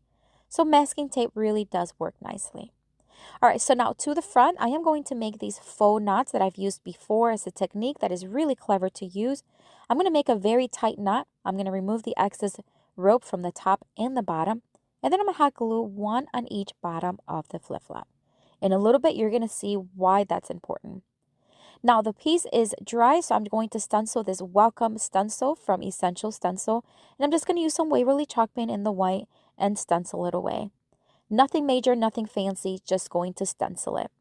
Once I had it stenciled, I did want it to seal everything because this will be out in my porch and it will be exposed to the elements. So I'm just going to use this Rust-Oleum clear top coat, and I'm just going to give it one coat and let it dry. Now we're going to bring everything together. I'm going to cut 2 pieces of the same nautical rope from Dollar Tree, and I'm going to start hot gluing it to the bottom of each flip-flop and joining in the bottom portion. This is going to be what is holding the pieces together, but the knot is going to be looking like it is knotted in the front, not hot glued. I hope that makes sense. I'm just going to hot glue it and also use masking tape as I did earlier.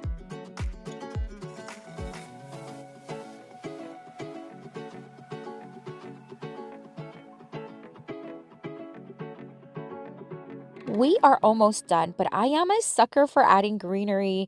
And I know some of you always call me out on it, saying you always add greenery to things. I just think it just adds character and color and just beauty. I like it.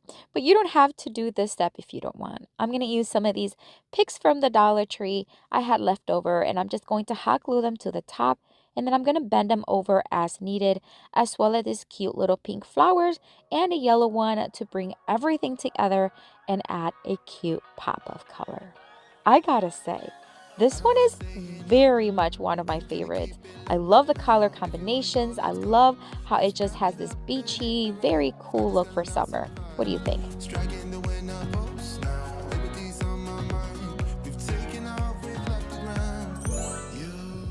For the next Dollar Tree flip-flop hack, I am going to use this wood round from Dollar Tree. You get these all the time in the crafting section, and I'm going to start applying different colors of paint using my chalk paint brushes. Now, these brushes are great for blending, and that's exactly what I'm going to do.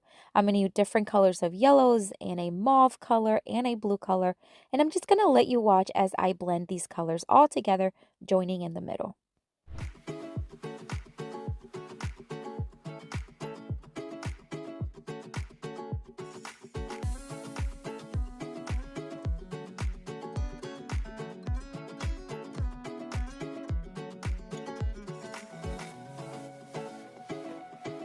All right, so we're just about done blending these colors, and I'm really loving the way it has that sunset kind of ocean look. Beautiful. All right, so I created a decal using my Cricut. This one says life is better in flip-flops, and I think it's just so appropriate for the theme today. I did make sure that I placed the letters and the words exactly where I wanted them so that I can fit 2 flip-flops on the left side. I'm going to attach it using some transfer tape, and then I'm just going to peel off the transfer tape and reveal the beautiful decal. These flip-flops are the youth kind, and they're so cute. How fun are these colors? And it has these cute little dinosaurs. Perfect color combination with the wood round. I'm going to hot glue them in place. One is going to be lower than the other one. Very easy to do. Now this one, I am going to do the same thing that I did earlier with the faux knots. I'm just going to make a couple of knots very tightly, cut off the excess rope on top and the bottom, and then I'm just going to hot glue it over those holes that were already on the wood round. I'll do the same thing to the next one.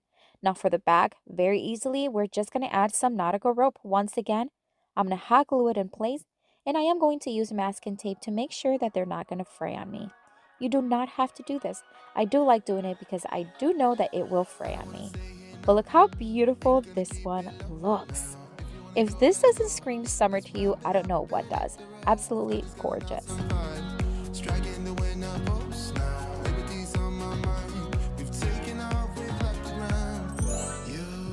For the next Dollar Tree flip-flop hack is such an easy one. If you have a mason jar, this is one you can do very easily and quickly. I'm going to take the youth size flip-flop. They have a very cool and groovy color scheme.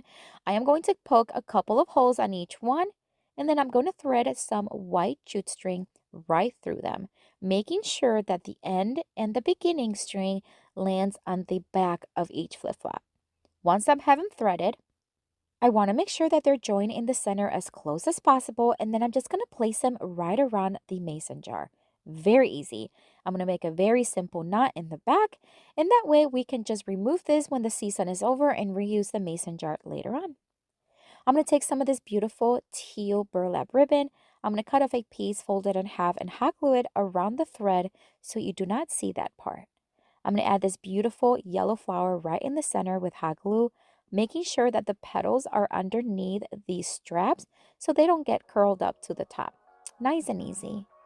Now for the inside, I'm just going to use some regular greenery because we use that beautiful flower in the front.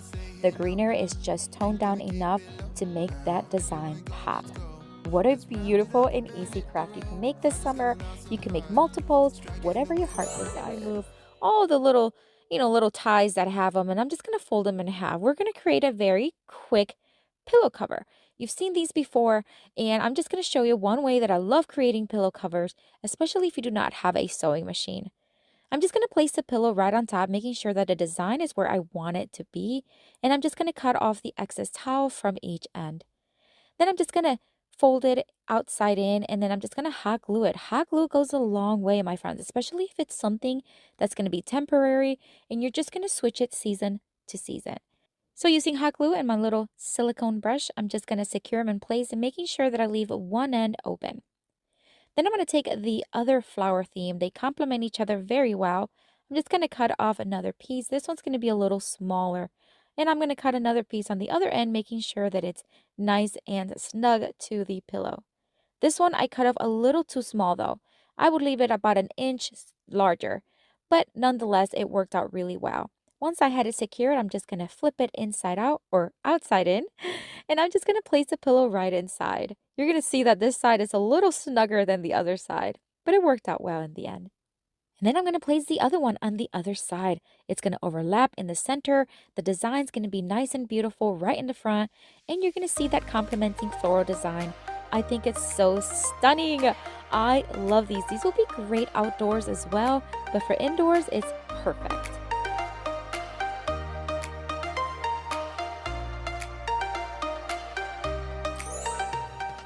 All right, so now we're going to get on to this Dollar Tree banner. If you've seen them before, they have them in their crafting section.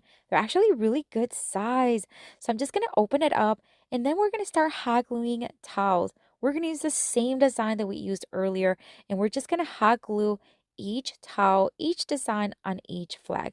Now I left one natural color with the burlap on each end. And then I'm going to use my rotary cutter. It's just a little easier, and just cut off any little ends and corners using my scissors. I'll alternated the middle flags from the solid floral ones to the ones that said Home Sweet Home. My friends, I want to invite you to stay till the end of the video. At the end of this video, I am going to show you a quick clip on how I transformed my fireplace mantle from winter decor to spring decor. So if you want to watch, just stay till the end. It'll be there.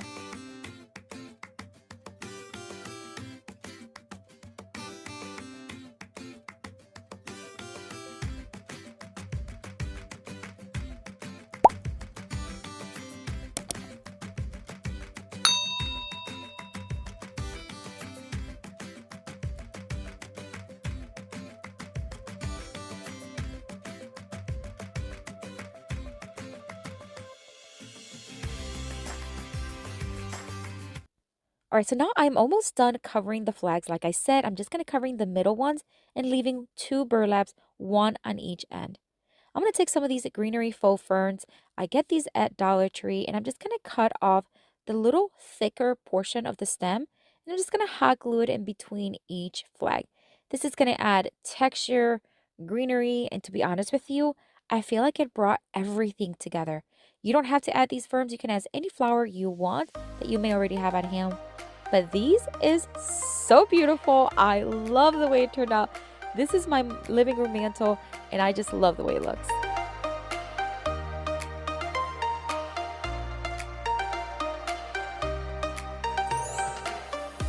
For this next Dollar Tree craft, I'm going to take a leftover piece of that same towel we just used, the one with all the beautiful flowers. This is a piece that's about the length of the towel by about 5 inches wide. I folded it in half, inside out. I'm going to sew it on the long side, and then I am going to flip it outside in. And I'm not going to lie, this took a little bit. I took a dowel and I just started pressing. It wasn't like it took forever, but it did take some work. So now I'm going to take some elastic. You can find these at Dollar Tree Crafters Square section. And I'm going to cut off a piece. This is about a 7-inch piece.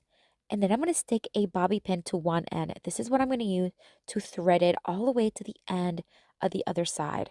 Now make sure you hold to the other end of the elastic. Otherwise, it's going to go right through the what will be a scrunchie.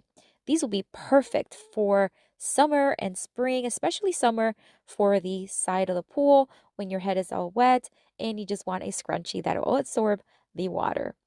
All right, so now that I had the entire scrunchie threaded, I tied the elastic and then I moved the knots inside of the scrunchie and then I overlapped the two ends of the fabric. Then I sewed it using my sewing machine again. I did this 2 more times because I wanted to create 3 of them. All right, so I finished the other 2. I sewed them, and look how beautiful these look. These will make a great gift for any girl. I love these. I'm going to keep one, and I'm going to give 2 to my daughter. It'll be perfect for summer.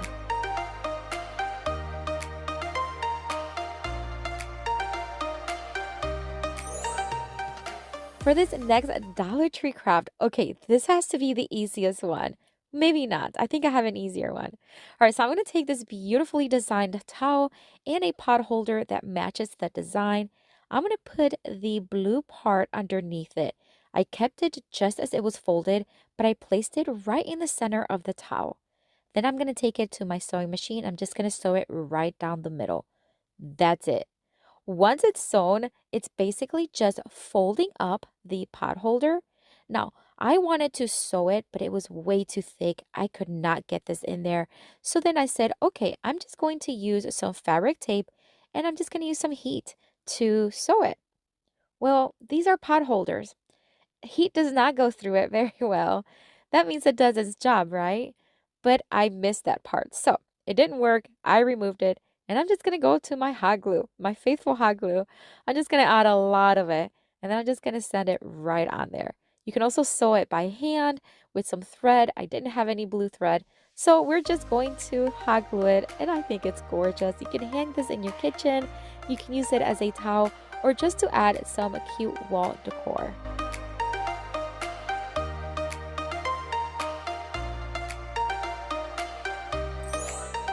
Okay, so here's the easiest Dollar Tree craft.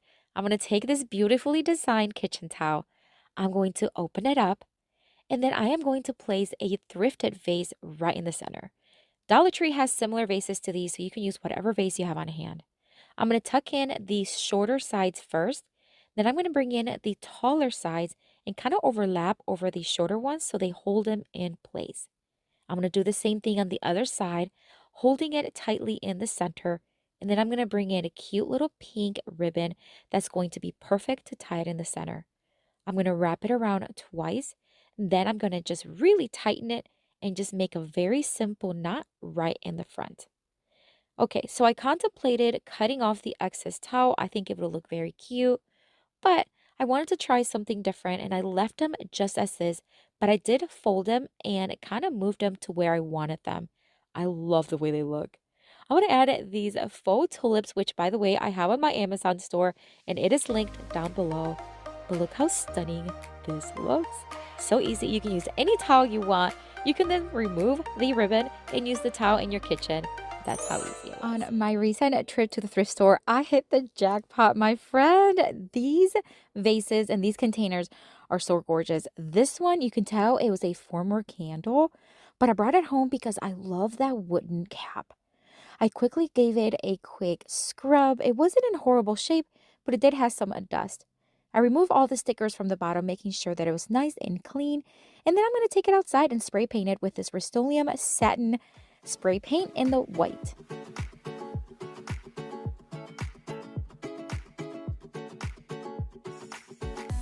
Once it was nice and dry, it looks so beautiful and has that nice sheen to it. Then I'm going to bring in these Dollar Tree rub-on transfers. These are absolutely brand new. I've never seen them before, and they have parchment paper instead of plastic, which was really interesting. This one here has a bee shape and some flowers, but I'm going to use a little bee one because I just think it would look adorable on this vase. Now I'm going to place it right on the top. And the key that I've learned with these rub-on transfers is you want to keep them as sturdy as possible. If they move a little bit, it will smear on you. I'm just going to scrape it on, but you can use anything you want on hand, either a credit card or even your fingernail might even work. Once I had it rubbed on, I'm just going to remove it, and it has that natural distressed look that makes it look very vintage. I am obsessed with the way this little jar turned out. Once I place that wooden cap right back on it, stunning. Let me show you what it looked like before. And this is what it looks like now. It is fresh, it is brand new to me, and I love it. I cannot wait to display it in my own home decor. Love it.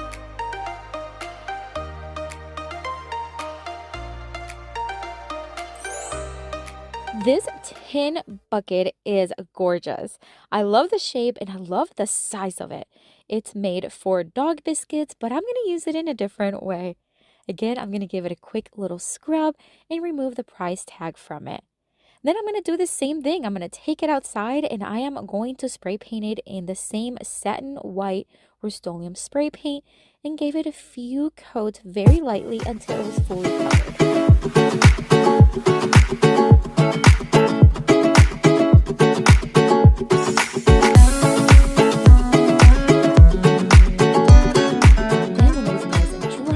Back inside, and we're going to do the same thing. I like placing a towel underneath the container, that way it keeps it from moving. And this rub-on transfer is stunning. It has a script to it, and I just thought it would be perfect for this container because it was large enough to cover the front area. I'm going to place it right in the center of the front and just scrape it on like I did the previous one. All right, so I'm just going to lift the parchment paper and look how beautiful that looks. It has, again, that distressed look. I did not seal these, but you can if you want. They didn't seem like they were going to rub off after they were nice and dry. Let me remind you what the container looked like before. And this is what it looks like now. I think it's so stunning. I love this white, fresh, farmhouse style look. But of course, you can use any color and design you want.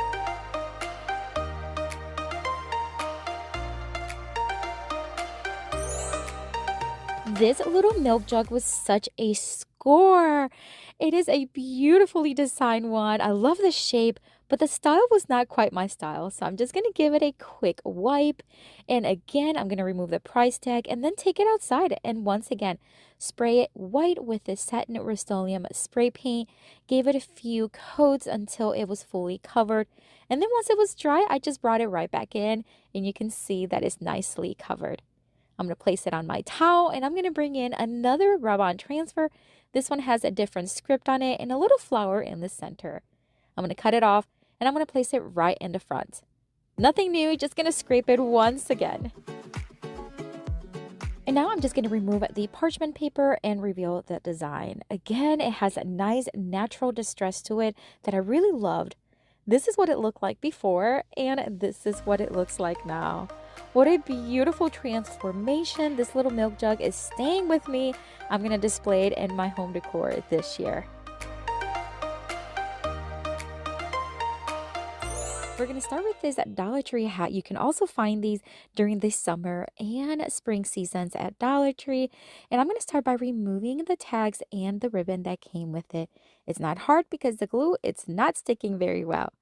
Then I'm going to take a scarf, whatever scarf you want. I love this one, so I'm just going to place it around that center portion.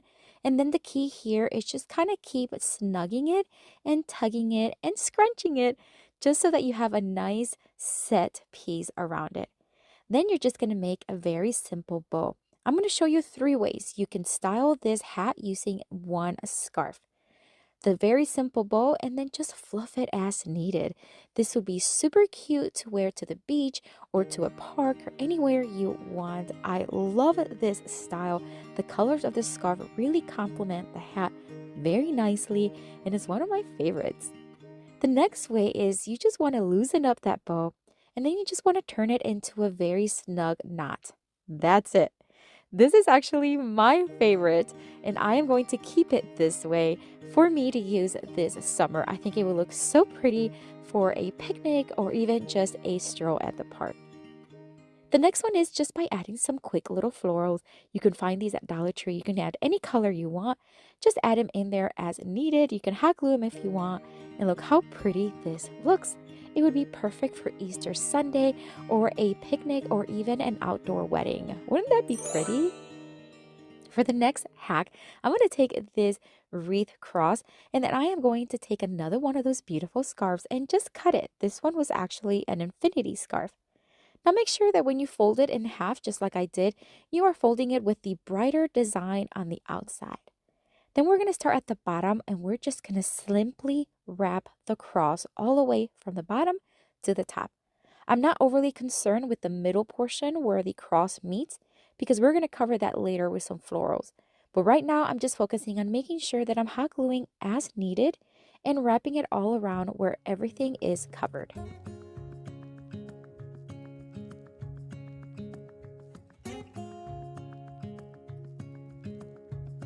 I thought that I can just do it with one way without having to cut, but I did have to cut on one of the ends and then restart on the other side. No big deal, but it just gave me a nice flexible way to cover everything. Once I had it in place, nicely hot glued, you're going to see that it's nicely covered in the middle. You can see a little bit, but no worries. We're going to cover it up. And first we're going to add one of these foam balls from Dollar Tree. I'm just going to cut it in half so that I have one side that is flat. I'm going to poke 2 holes and then thread a zip tie right through it because we are going to tie this to the center. That way we can add some florals. I am going to add a little bit of hot glue to make sure it's nice and secure and just zip tie it nice and snug. Then we're going to cover up that foam using some moss. This is moss from Dollar Tree. Again, most of these items are from Dollar Tree because it's so inexpensive. Even the zip tie is from Dollar Tree. Hot gluing the moss is very easy. You just want to add hot glue and carefully just place it. And then I'm going to go all the way around and at the top.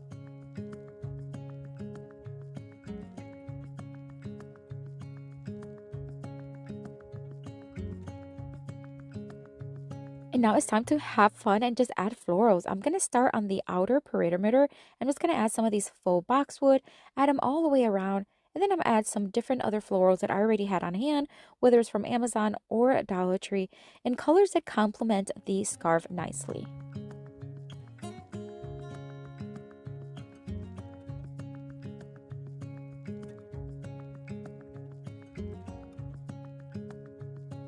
And we are just about done with this one. And I gotta say, these colors are stunning. I love the colors. I love how they complement the cross. Perfect for spring, perfect for Easter. I am in love with it.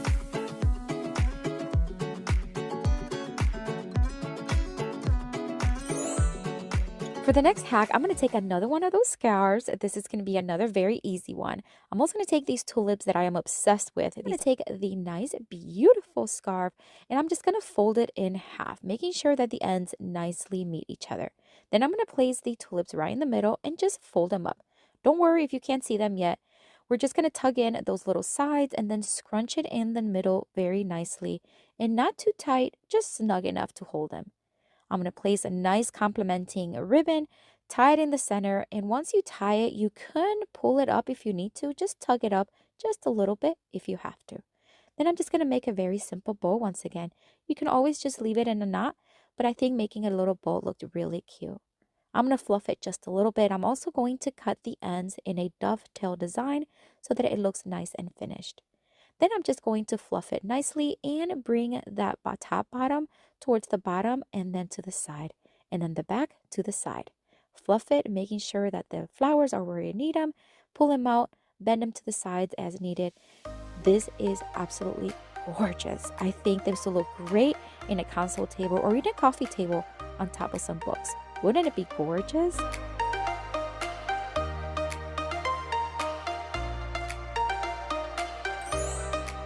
For the next hack, I am going to take this 1x3 from the hardware store and I'm going to cut it into 20-inch pieces. I'm going to have 3 pieces that are 20-inch long, and then I'm going to have smaller pieces for the sides. I'm just going to mark and cut where I need them because we're creating a wooden planter.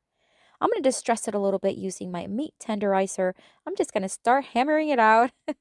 And then I'm going to sand down any edges where there are splinters, making sure that it's smooth and not splintery. I am going to use a combination of wood glue and brad nails, and I'm just going to make a very simple box. All right, so we're just about done building the box. And again, just wood glue and brad nails did the work. I am also going to just stain it. I'm going to use a real stain this time, and I'm just going to stain it using the very thin golden oak. I think it's just a beautiful farmhouse tone, and you can start seeing all those little distress marks that I did with the meat tenderizer. Once it's completely dry, and it doesn't take long, I'm going to start placing some floral foam from Dollar Tree. I'm just going to slice it in little, like maybe 1 inch or ½ inch pieces, and I'm just going to start putting them right inside. This is so that we can add some florals and they have something to hang on to. Once it was completely covered, I'm just going to start adding some of these greeneries that my mother-in-law gave me one Christmas. I think it was 2 Christmases ago. And I'm just going to start placing them, filling them in, and some of these Dollar Tree purple flowers, and again, just filling it in. Now, normally I would add something like moss to the inside to cover the foam, but this time we're going to use this beautiful scarf. This is the same one from earlier, and I'm just going to start using it as a filler. So I'm just going to start snugging in through the inside, and I'm going to do the sides, the front, and the back. This is going to add color, complement the nice purple tone in the flowers, but also just add a nice chic spring look. I'm going to finish it off by adding some of these green leafies from just a bundle that I had already on hand. I'm going to add them here and there on the edges. And that's it for this one. What a beautiful way to use this scarf. I think it adds such a beautiful texture, and you can do this to any planter.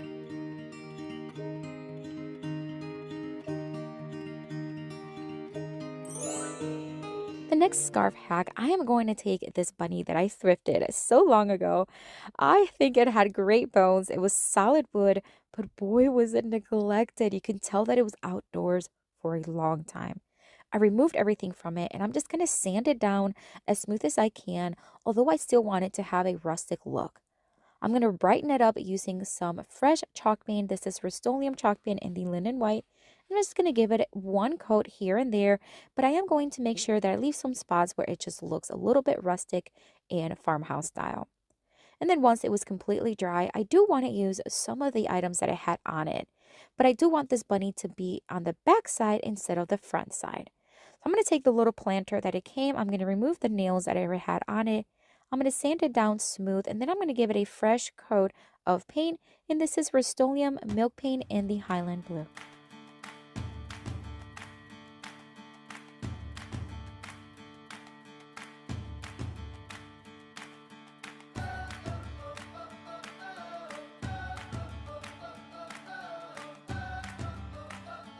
Once it was completely dry, I am going to then add this to the side of the bunny, kind of like toward the bottom. And then I'm just going to wood glue as well as brad nail it right onto it. This is going to hold very well. And then I am going to make a little bunny tail. Again, I want this to be the back side of the bunny. I didn't have anything that was big enough to look good for the size of this bunny, so I'm going to make my own tail. I'm going to cut off a piece of white towel from Dollar Tree and add some pillow stuffing. I'm just going to start hot gluing as needed, and then hot gluing it to the back of the bunny to look like a tail. Now that the bunny is attached, we're going to add some florals to the little flower pot that the bunny already had.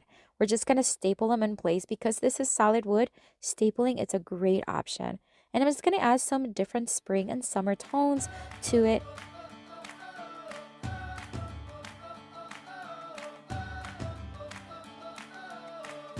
And then it's time to bring in another beautiful scarf. This one we are going to use as a scarf, but we're going to put it right around the neck of the bunny. I think it's going to look so cute. Now, because this is the back side of the bunny, I did want to add the bow to the side of the bunny. That way it just complements it nicely and it looks nice. I'm just going to finish it off by adding some moss to the bottom of the florals. This is going to cover up all the stems and the staples nicely, and it just gives it a finished look. I cleaned it up and trimmed any excess moss, and look how beautiful this bunny looks. It is perfect for spring and Easter. I think it's a great find at the thrift store. I'm so glad I found it. This cutting board I found recently at the thrift store, and I love that it is solid wood and that the words are not engraved but actually just painted on. So I'm just going to sand it down just a little bit to smooth it out and remove any grime, wipe it well, and then I'm just going to paint it a pretty heavy, kind of like dry brush technique. I want the edges to still show that nice wooden tone. I'm not going to paint the sides nor the back.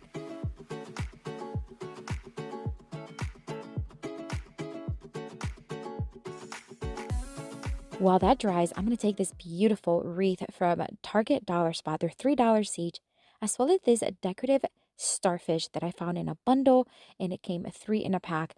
I am also going to be hot gluing it right onto the wreath form. Now, this is key because the wreath form is so thin. You just want to apply glue right where that starfish is going to touch, and then just hold it for a few seconds until it hardens. Just takes a few seconds, but it will work, I promise.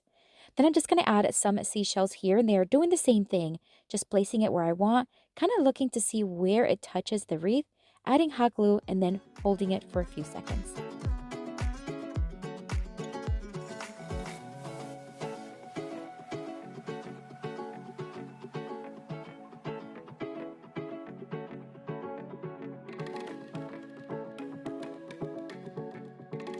I decided to add some of these smaller ones just to fill in some of the gaps and just add more character. We're going to put everything together now. This is the cutting board. It is nice and painted. I'm going to smooth it out just a little bit with my 120 grit sandpaper. And then with a rougher one, I'm just going to clean up those edges. Then let's place the wreath. We're just going to place it right around the neck of the cutting board. I am going to manipulate it just a little bit to make sure that it's hanging in place exactly where I want it to be. I don't want to make it narrow or anything. I just want to make sure it hangs nicely. And I'm just going to then place the branches where I want them. This is my favorite from today. I love the way it turned out. So beachy, almost like a relaxed look.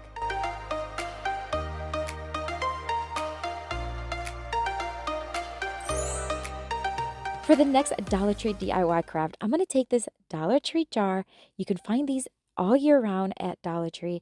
And I'm going to take this piece of craft paper. This became out of a bundle that I get at Hobby Lobby and Michael's.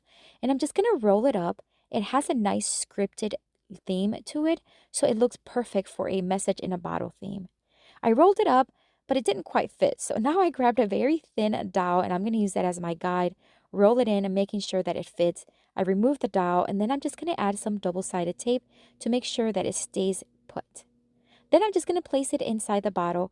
Now it does overlap quite a bit, so I'm just going to keep cutting as needed until I find the right size. I want it to fit nice and loose in the inside. We closed the jar, and now we're going to make this loop on this nautical rope from Dollar Tree. I'm going to hot glue it together, and then I'm going to take another piece of the same nautical rope and just roll it around underneath the loop. I want us to have a very nautical, beachy look, so I thought this looks like something that would be in a fishing boat. All right, so now I'm going to wrap it around the neck of the bottle, make a very simple bow, and then make sure that I just cut off the excess rope. Now I wanted to add some seashells right around that knot area, so I'm just going to add here and there what I think will look nice, and I'm going to add a tiny little one right above the knot from the loop. I think that looks so cute.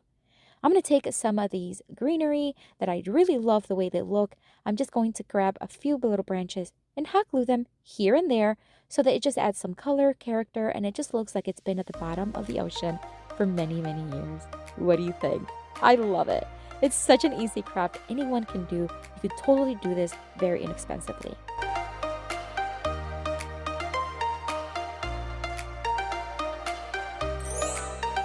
For the next DIY craft from Dollar Tree, I'm going to take this jar. I'm going to remove the inside. This is the kind of jar that you would use for like canning. I am going to paint the little top portion because the gold does not go with the theme today or the look that I'm looking for. So I'm just going to give it a couple of coats and then let it dry. I thought it wouldn't stick well to the metal, but it did. I was pleasantly surprised. These little white rocks you can find at Dollar Tree year-round as well. Such a fun item to have and craft with. I'm going to fill the jar. You can fill it to as high as you want. I wanted it to be about a third filled. I'm going to also bring these seashells that are also from Dollar Tree. These are all white. They have a beautiful bright tone to them. And I'm just going to start hot gluing them to the rim, making sure they overlap each other.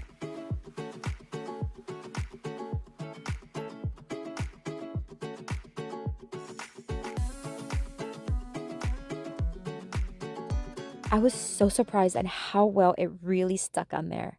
All right, these little candles are also from Dollar Tree. I'm going to place one inside as a fresh linen scent to them. So pretty and so wonderful. I'm going to add a few extra little rocks right on the edge between the glass and the candle to just make sure it looks seamless and nicely professional. Now, I wanted to add a little bit of color to this jar. So I have this beautiful burlap ribbon that I recently found. I'm going to just grab a piece that would fit right around at the bottom of the jar. Then I am going to fold it in half. I don't want it to be too thick where it's covering the stones. So I'm just going to fold it in half and just hot glue it around the bottom base of the jar. I feel like something was missing, so I'm just going to add some of this white jute string that I have on hand. I'm going to wrap it around twice, right in the center of that ribbon. Then I'm just going to make a simple knot right in the front. You don't have to make a knot, you can make a bow if you want, but I'm just going to add a knot because we are going to be covering it. Now, these little leafy greens I do get on Amazon. I'm just going to grab a couple of them. I think it has like a seaweed kind of look. I'm just going to hot glue it to where the knot is. And then we're going to cover everything up by adding one more seashell right in the front. I'm going to hold it for a few seconds, making sure that it's held. And look how stunning this looks. Oh, it's so bright, so beautiful.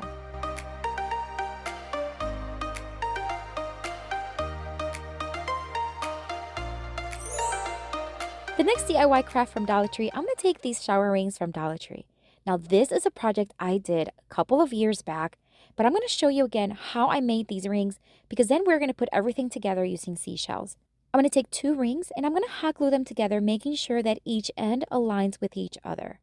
A little bit of hot glue goes a long way. It sticks really well, and these are very light, so it worked really well. I'm going to do the same thing to the other, making sure that I have a set of 4.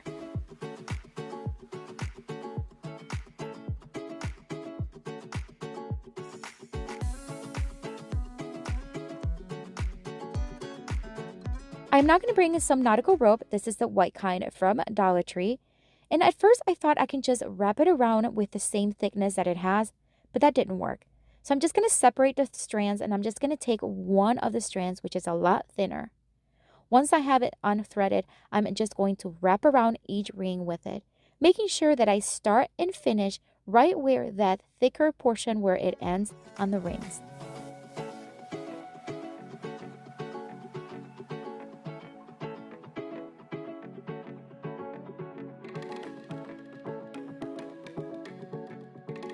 All right, so now that we have the first one here nicely wrapped, I'm just going to overlap here and there where I need it. You can see some of the gaps right through the rope, so I'm just going to go back around and just add as needed. And then I did the same thing to the other 3 rings so that I have a full set of 4. Now that's because I have 4 people in my family here, but if you have more, you can certainly make more rings as needed. We are now going to add some of this greenery once again. I'm just going to pull a few of the strands and then I'm just going to hot glue it to the front of each ring. Nothing major, just a little bit of hot glue goes a long way. It really sticks to the strands of this rope really well. And then I'm just going to add 1 seashell. I grabbed 4 of them that really look similar and I'm going to place it right in the center, making sure that I'm holding it for a few seconds so it sticks.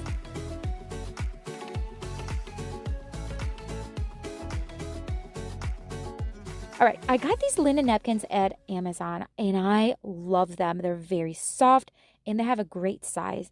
I grabbed a pack of 4, but they do have more and I do have these in my Amazon store. I'm going to thread each one of the napkins right through the ring, making sure that that nice shell are facing the way they should. And then I'm just going to place it in a place setting and look how beautiful this looks. I love how toned down it is. I love how fresh it looks. And it's such a beautiful decor for summer. I'm going to take this leftover one from a previous project and I'm going to cut off a nice rounded one. And then I'm going to just kind of smooth things out using my blade knife. I'm going to take a little wooden shelf from Dollar Tree. You can find these in different sizes and I'm just going to attach it with hot glue to the bottom of the fence. These stakes are the ones that come on the bottom of each fence section and I'm just going to cut 4 of them and I'm going to use them as little legs for these little chair that can be used in any decor for this spring. I'm going to hot glue them in place, 1 in each corner, reinforcing with more hot glue as needed. Then I'm going to give everything 2 coats of Waverly chalk paint and the white, This is going to make everything look seamless, like it all belongs together, and it's going to brighten it up. I did want to add something to the actual chair, so I got one of these rub-on transfers from Dollar Tree, and I'm just going to start rubbing it towards the bottom right corner. Now, I'm not looking for perfection. I do want it to have a little bit of distressed look, so I'm just going to rub it as needed, but not press on so firmly that it's going to completely attach. With these little faux flowers, I'm just going to make a little bundle, and I'm going to tie it together using some nautical rope from Dollar Tree and hot glue it in place. Then I am going to attach it to the left side of the back of the seat, and that way we're going to hot glue it and tie it with some jute string. That way it's going to look nice and festive. And this one is totally my favorite from today. I love using these fences.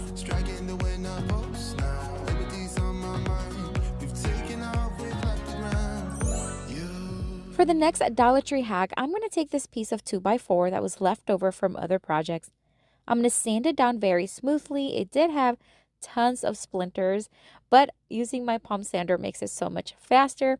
But if all you have is a sanding paper or a sanding block, you can use that as well. I'm going to dust it really well, and then I'm going to give it 2 coats of Waverly chalk paint and the white.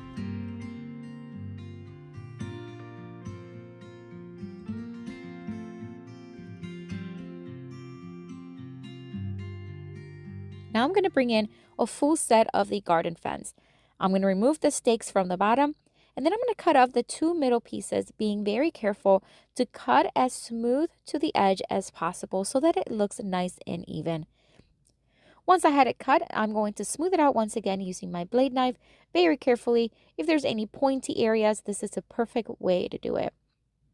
Sanding it down just a bit also works, but then I'm just going to grab my drill and I'm just going to start drilling some holes, some larger ones and then some thinner ones. This is just going to allow me to have some places where I can place some faux florals.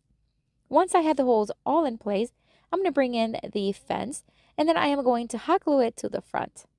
I did sand it down just a bit to remove any splinters that the drill may have left. Because the fence is so lightweight, the hot glue was perfect and sufficient to hold it in place. Then it's time to add some faux florals. I always have florals on hand. These are from Dollar Tree, and I'm just going to cut off excess stem and place them in each hole. I want to make sure that I have a combination of greenery as well as some purple ones that I think is going to complement it very nicely. All right, so now that I have all my florals in place, I'm just going to start putting some of this moss from Dollar Tree right inside those empty spaces at the base. This is going to make it look nice and full, and it's just going to truly look like a garden fence, what it's meant to be. But this one you can use indoors or even outdoors, and I think it's absolutely perfect. I love this one. It stands on its own because the 2x4 is thick enough. I think it's gorgeous.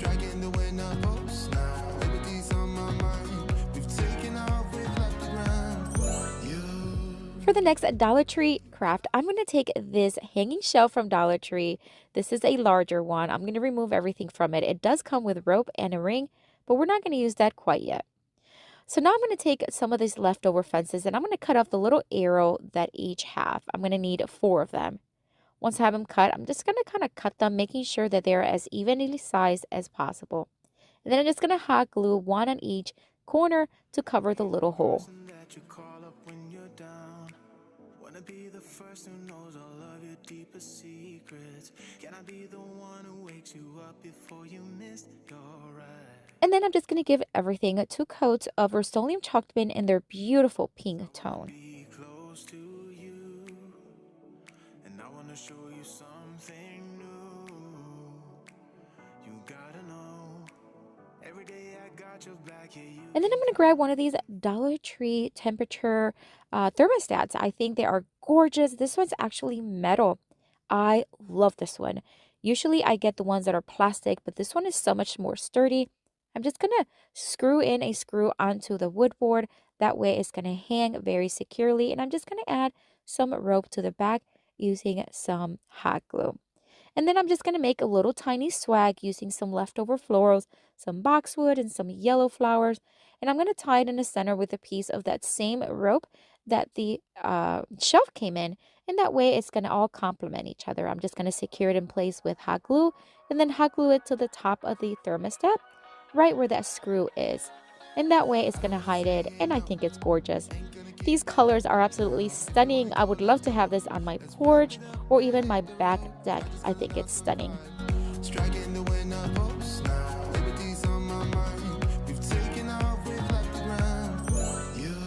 For the next Dollar Tree craft, I'm going to take one of their canvases. This is one of the flat ones. And then I'm going to take another piece of the leftover fences, and I'm just going to cut off the excess of one, leaving one right where it needs to be. Then I'm going to use hot glue, and I'm just going to hot glue it right onto the front of the canvas. I didn't even paint the canvas because it really didn't need it. I'm just going to hot glue it right there in the center. Then I'm going to make a small little swag. I'm going to take some of this deeper greenery and tie it in the center using some jute rope. And then I'm just going to hot glue it to the base of the fence. The sunflowers you can find at Dollar Tree. I'm going to remove the stem and hot glue it to the middle of the swag, and then add some jute string to the back so we can hang it. Here's another quick and easy one anyone can make, and you can add any florals you may have already at home.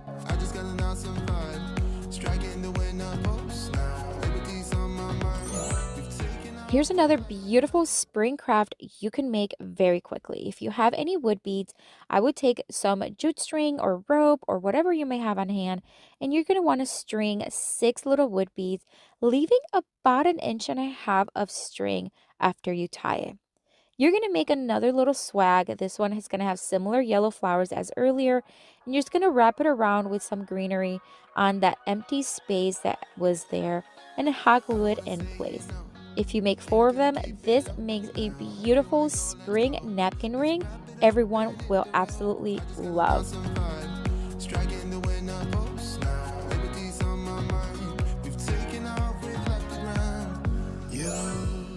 For the next spring craft, this Dollar Tree little chalkboards are awesome to make faux windows.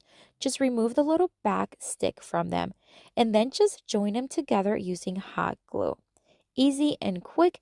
And then we're going to give it 2 coats of Rust-Oleum chalk paint in the linen white.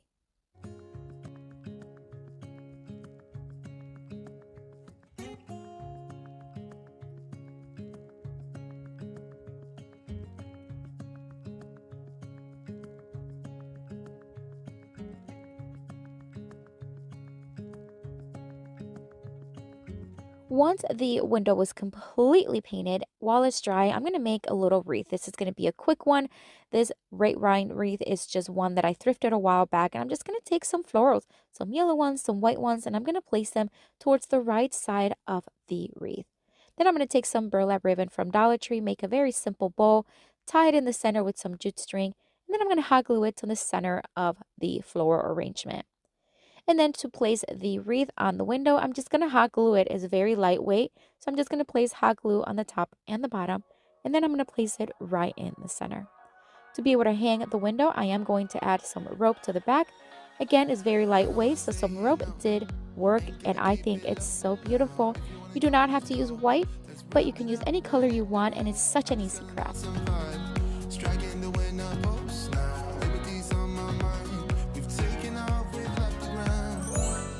For the next spring craft, I'm going to take this little faux window from Target Dollar Spot. It's part of their winter collection. I'm going to remove the little glass portion. It's actually plastic. I'm just going to remove the little screws and then just peel off that portion. Now I'm going to take these rulers. These are wooden rulers you can find at Dollar Tree. I'm going to remove the little black portion from it. And then I'm going to just make some cuts using my miter box so that I can have pieces that can work, because I want to make a little window flower box for my faux window. Once I have them cut in place, I'm just going to hot glue them one by one until I have a nice little box.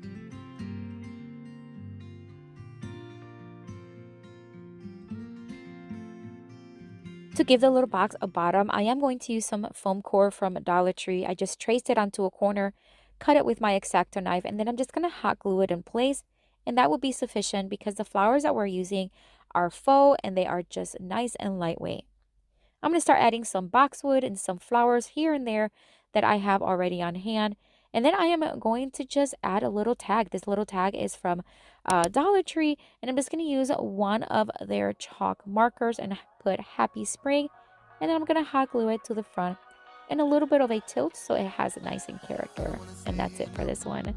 What a beautiful little fall window that you can use anywhere in your home for spring, and you can even use it for any season. You just have to change the soil. I have 3 of these, and I am going to do a really cute spring decor.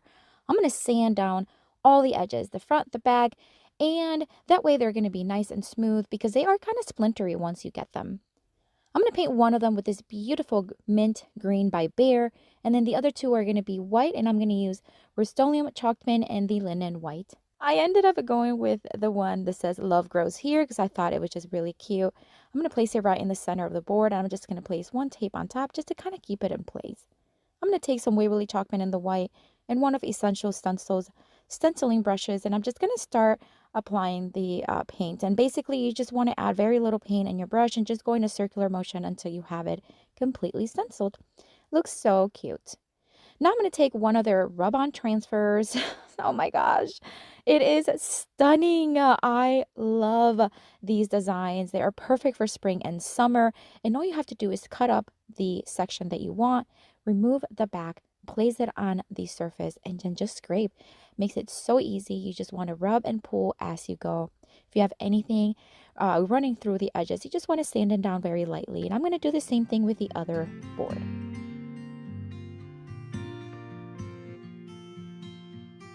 Now that I have all 3 boards nicely set, I'm going to flip them over because we are going to attach them vertically. And I'm going to use a ribbon that I got. I think it was at Michael's a while back. It kind of looks like a shoelace. I was kind of giggling when I saw it. But it is a ribbon, so I'm just going to hot glue it going up one side and down the other. And then after hot glue, I do want a staple for a very secure hold.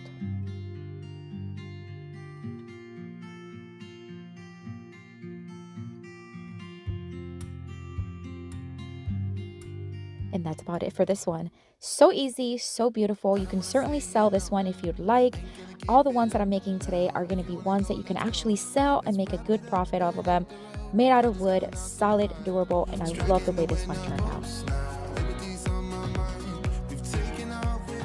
Back to Dollar Tree. I'm going to grab 3 of these shelves. These are some hanging shelves you can get in the frame section. I'm going to take 3 of them, and I am going to then paint 3 of these paint sticks, stain, using Rust-Oleum glaze in the brown tone. I'm going to let them dry. I remove all the plastic and everything from these shelves. This is what they look like. I took everything from it, including the hanging ropes, and I put them together, join them together using the paint sticks. I hot glue 3 of them in the back and staple them for a secure hold, and made sure that I left about a ½ inch in between each board. And now I'm going to add the heart and the little window portion. I'm just going to place it right on top after it dried, and I'm going to stencil it using Waverly chalk pen in the white. Again, very little paint on the brush, and then just go around and around until you have a nice good coverage. Remove it and it looks stunning. I'm going to take one of the ropes that came with one of the shelves. I'm going to remove the little ring from it, and I'm just going to put tape on each end because this is going to make it so much easier to thread through the little holes. I want to have a double hanging rope. I think it looked very pretty, so I'm just going to thread the first one through the first holes, making sure that I pull up, leaving enough hanging string. Then I'm going to knot it in the front and cut off the excess, and I'll do the same thing with the other one as I thread it through the second hole. And that's it for this one. What a simple, beautiful one. It's very durable. You can sell this one definitely for a profit. I cannot wait to do this one again. I'm going to start by removing the excess paper and using some Goo Gone to remove the gooey, gluey parts. This took a little bit, I'm not going to lie, but in the end, it was so worth it because every craft turned out beautifully. I'm going to start with a larger one and a smaller one. I'm going to give each 2 coats of Waverly chalk pen in the white. I am using the side-to-side motion to keep that same rounded look that each can has. Once it was painted, it was gorgeous. They already look so cute. I'm going to drill a hole on the bottom of the smaller one using a drill and a drill bit that matches the size of a dowel that I'm going to use here in a minute. The Dollar Tree stickers that we're going to be using, these first ones are gorgeous. They have a rhinestone design, and I love that they stuck so good to the surface of each can. All I did was place them on the top rim of the smaller ones, stuck them there, and then cut off the excess, and they stuck perfectly. I'm going to do the same thing to the larger one, except I'm going to do it on the top and the bottom.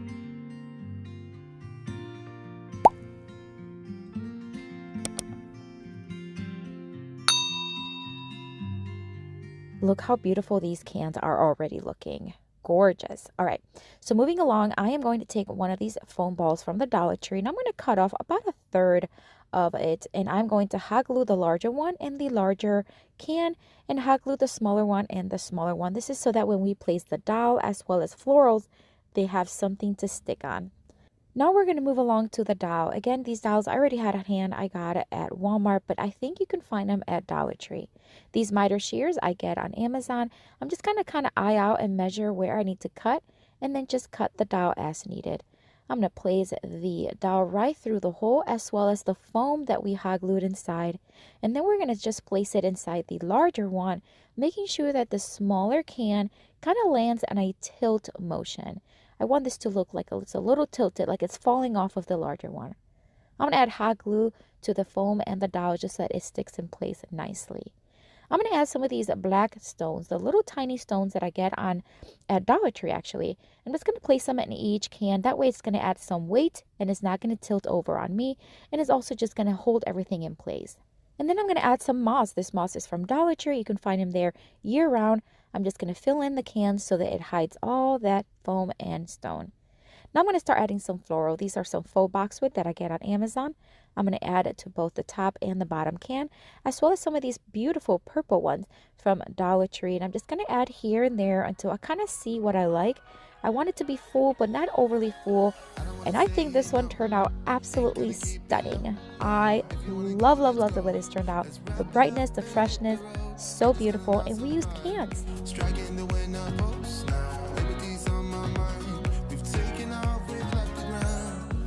For the next can craft, I am going to take one of the larger ones and we are removing the bottom portion. So I'm just going to use my can opener and removing the bottom because we are going to create a pocket. Once I remove the bottom portion, I'm going to take my hammer and a piece of scrap wood and I'm just going to start hammering the bottom, making it flat. I'm going to hammer and flipping it over as needed until the entire bottom is completely flat. Now I did do a little bit here and there towards the top portion just to kind of make it a little bit more like a pocket.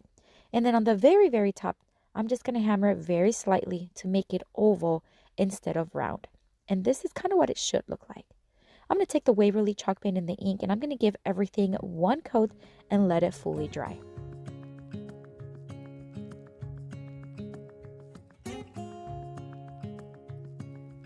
Now that it's dry, I'm going to take it outside and spray paint it just one pretty heavy coat of this clear top coat from Rust-Oleum. This is going to seal everything in because I am going to paint it and distress it and I want that black to be sealed. So here it is, nice and dry. Now I'm going to give it 2 coats of Waverly chalk paint in the white.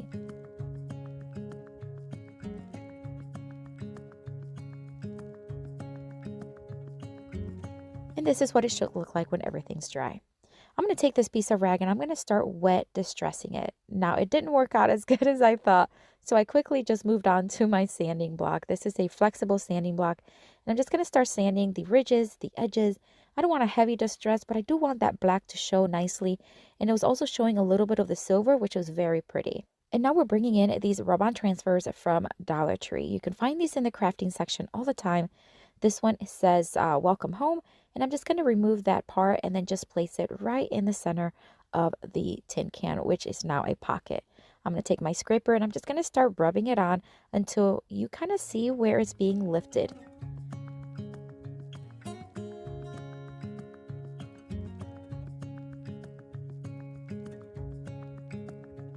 Once everything was attached, I removed the plastic and it looks beautiful. I'm going to distress it very, very lightly just to kind of make it look all matching.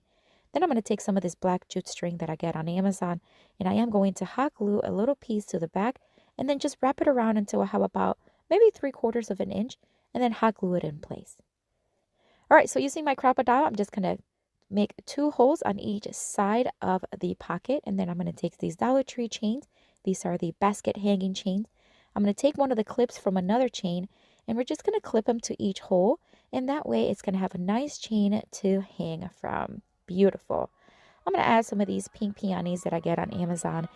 I have been using them a lot because I'm a bit obsessed with them. I love peonies, especially this pink tone. But tell me this is not the most beautiful thing you've ever seen. I love it. We used a can and it cannot look any more beautiful.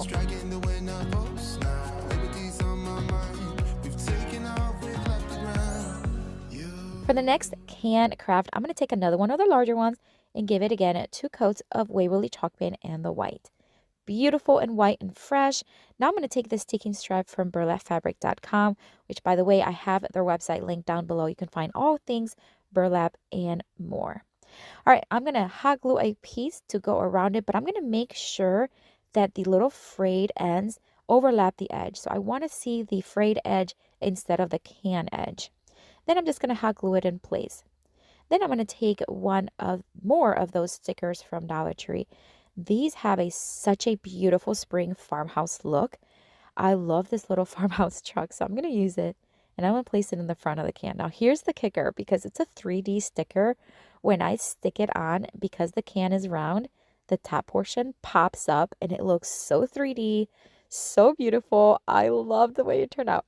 So now for the florals, I'm just going to add a whole bunch of different types of colors and types of flowers that I have in my little box here of scrap pieces of floral. Just stick them in there. They're going to match perfectly the design of the farmhouse truck in the front. And it is gorgeous. I tell you what, if I would have had more cans, I would have made maybe 2 or 3 more. These would look great together.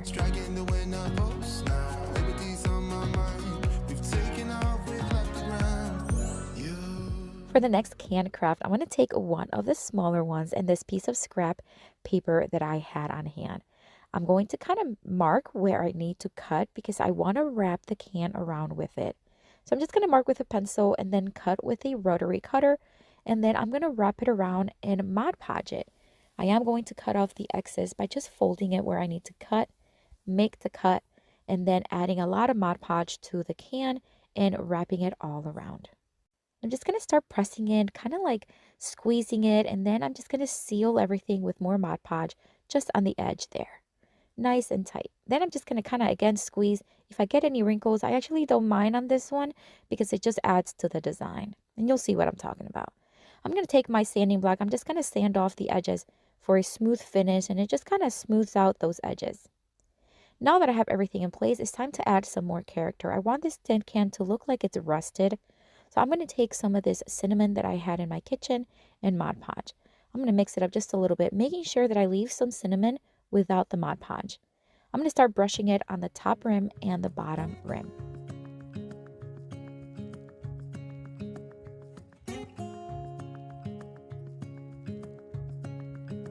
I am then going to take some of the loose ground cinnamon and just start sprinkling it on top of the Mod Podge and just patting it in place.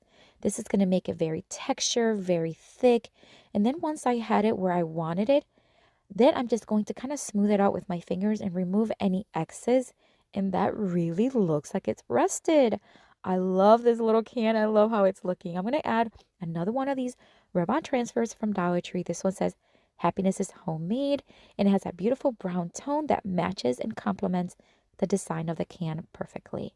Once again, I'm just going to remove it from the back, placing it in the center, and using my scraper, I'm just going to start scraping it. And this time, just make sure that you scrape and lift the plastic as you go. Just makes it so much easier.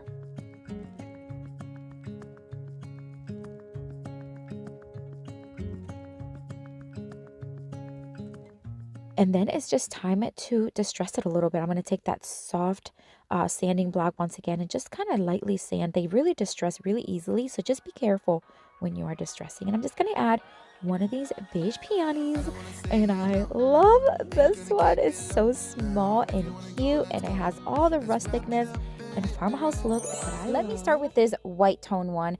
I love already the tone of it, but I do want to brighten it up just a little bit. So I'm going to dry brush some white chalk paint. This is by Waverly.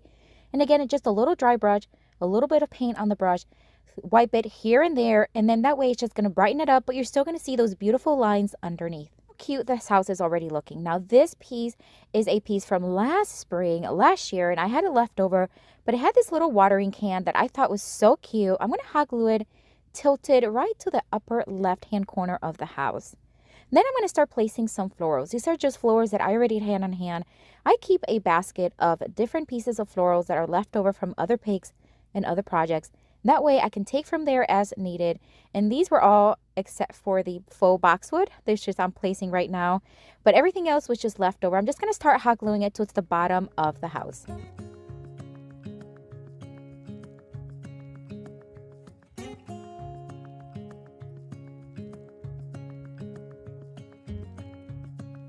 Now I am going to place some moss. This is just to cover up all those stems and all the hot glue. And I'm just going to place a little bit of glue and place the moss. And then I'm going to trim and cut as needed so it looks clean and professional. I am now going to take some rope from Dollar Tree and I'm going to knot them very tightly. I'm going to cut off the excess from the top as well as the bottom, and then I'm going to hot glue it in front of each hole. This is going to make it seem like the rope it's threaded through the hole, but it really is just a knot that is glued. And then we're just going to hot glue some rope to the back of the house.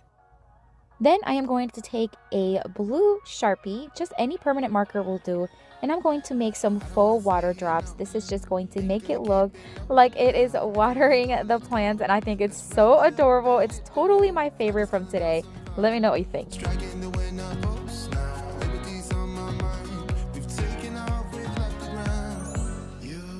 I'm going to take another one of those Dollar Tree houses. This one's in a darker tone. And I'm going to take 4 different craft papers from craft books that I have. Then I'm going to stack them on top of each other. And I'm just going to cut off about a 3-inch piece.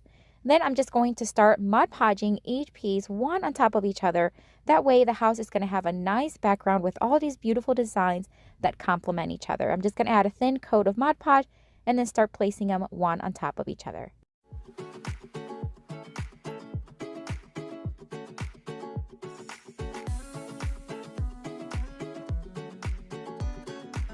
Once I had all 4 pieces of paper stacked on top of each other, I'm going to flip it over and then we are just going to cut off the excess paper from all around the home.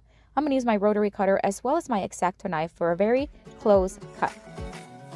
Once I had the house completely trimmed, now it's time to seal everything with more Mod Podge. A thin layer would do just fine, and I'm going to do that all around and then let it fully dry. I am then going to take a small little wreath form from the Target dollar spot. I get these there all the time. They have 3 in a pack for $3. I'm just going to hot glue this one to the bottom right corner of the house. And then I'm going to take some little carrots that you can find at the Dollar Tree during the spring and Easter season. I'm going to take 2 of them. I'm going to trim off the little top portion of the carrot and then add these little faux green leaves to them. That way it's going to have a more realistic, I guess a little bit more 3D. I just didn't like the way that faux green looked on the carrots. So I'm just going to place some hot glue and place the little greenery right inside. And then we're just going to hot glue each little carrot in the center of the wreath form.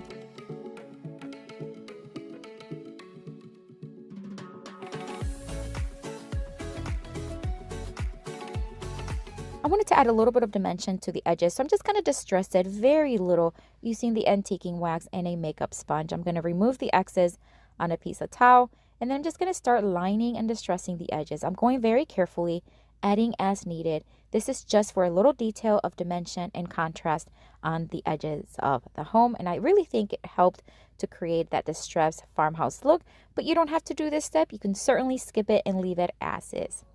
Once I had it trimmed, I'm just going to add some of this ribbon that I had already on hand. I'm just going to hot glue it to the back. That way we can hang it.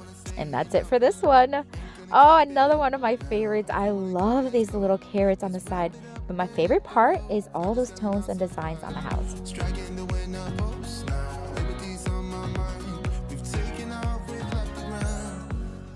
For this next Dollar Tree DIY, I'm going to take these 2 eggs that you can currently find at the Dollar Tree.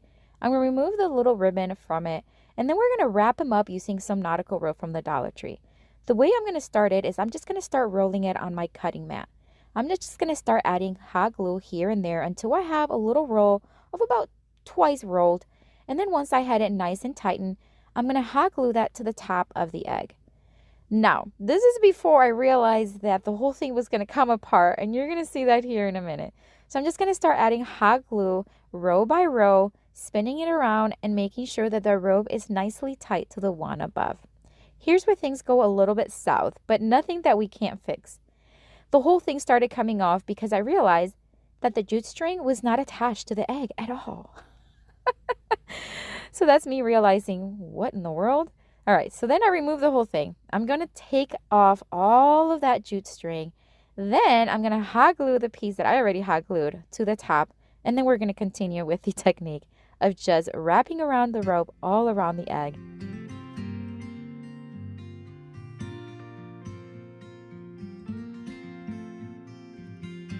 When I reached the end of the egg, here's how I did it. I just added a whole bunch of glue, cut off some of the rope so that way I have a smaller piece to work with, rolled it around, really got it in there. Then I cut off the excess rope that I had, which was not much, and then I just pressed that last piece right inside. It was so seamless, and it was actually really easy. Once I have that, it is done. Then I'm going to move on to the next one. And yes, I did remove the jute string before. And I did the same exact thing to this one. I started rolling it up, hot gluing it, and then placed it on top and covered the entire egg with the same process as the first one.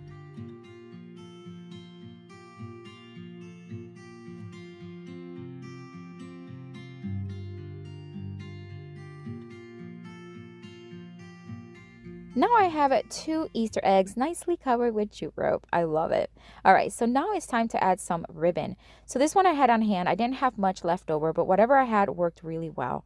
I'm just going to make a hole on the end of the larger part of the egg, put some glue right inside the hole. Then I'm going to place the ribbon on top and then just kind of push the ribbon with my scissors, just like you see there, and let it dry. Let it do its thing. And I'm going to do the same thing to the other one. Then I'm going to start to just kind of add some greenery here and there. These leafy greens, again, I already had on hand. I'm just going to add 1 to each. I'm going to add some faux boxwood, some white flowers, as well as some pink ones from some bright color. So I stacked the eggs a little bit higher than the other. That way they just have a nice contrast to each other. Knotted the ribbon on top. I'm just going to add some greenery to hide that knot and cut off the excess. And that's it. These are adorable. I think having either 3 of them would look even better. I just had 2, but I think it looks great.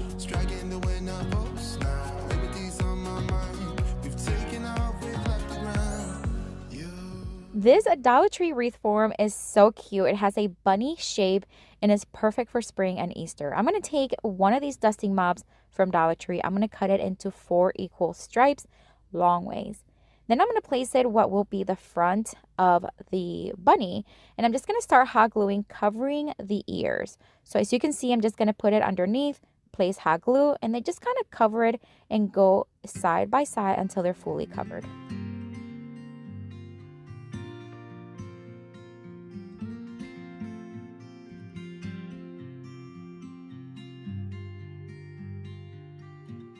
I wish I would have had more dusting mops to cover the entire wreath, but I did have some of these automotive towels, and they have a very fluffy feel to it.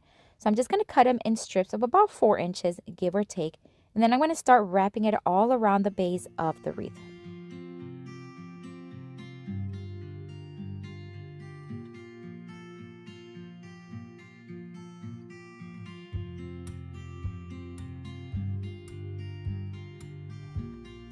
I sped it up for you because I know you know how to wrap around a wreath form. All right, so now onto these carrots.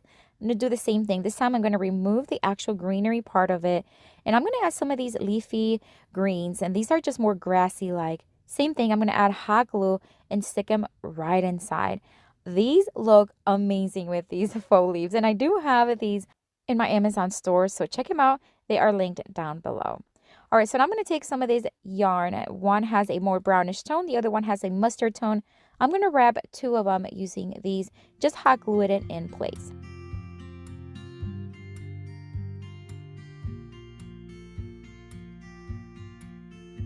I am now going to take some burlap ribbon and I'm just going to loop it around like an awareness ribbon. Scrunch it in the middle. We're going to make a very simple bow, tie it in the center with some jute string. And then we're going to dovetail cut the ends, and then we're just going to hot glue it towards the top of the bunny. I'm going to do the same thing with this striped ribbon from earlier, and I'm just going to place it right in the center of that other bow with some hot glue. And then we're just going to hot glue the carrots to the right side of the bunny.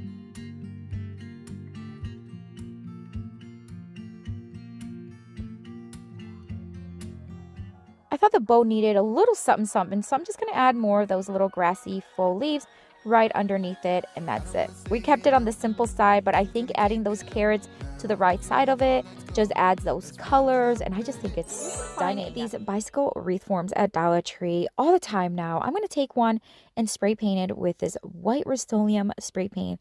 It's in the glossy finish. I usually do matte, but it's what I had on hand. I'm just going to give it one pretty heavy coat and then let it dry. I am then going to take it inside, and I'm just going to start taking some of these eucalyptus picks. I'm going to spread them into 2 separate bundles, and then I'm going to add some of these other grassy picks that I already had on hand. Again, I'm just going to cut a few of the grassy portions of it, and then we're going to tie them together towards the bottom of the wreath form. We're going to create a nice, beautiful, fresh-looking spring wreath.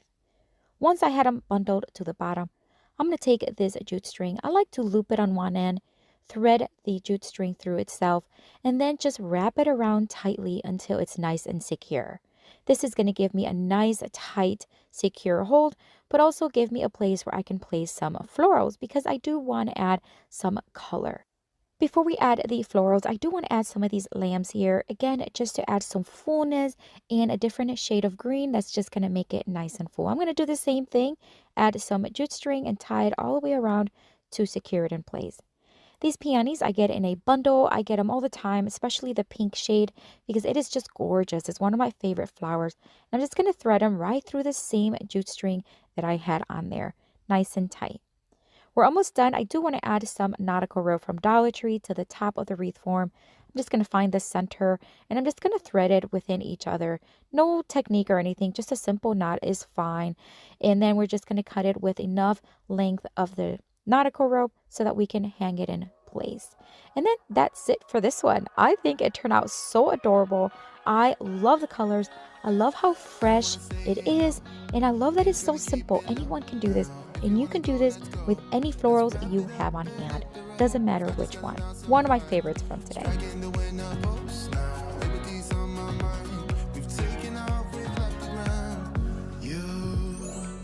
For the next spring craft, I am going to take this planter that you can actually find at any store, actually. This one is from Dollar General, but I've seen them also at Dollar Tree.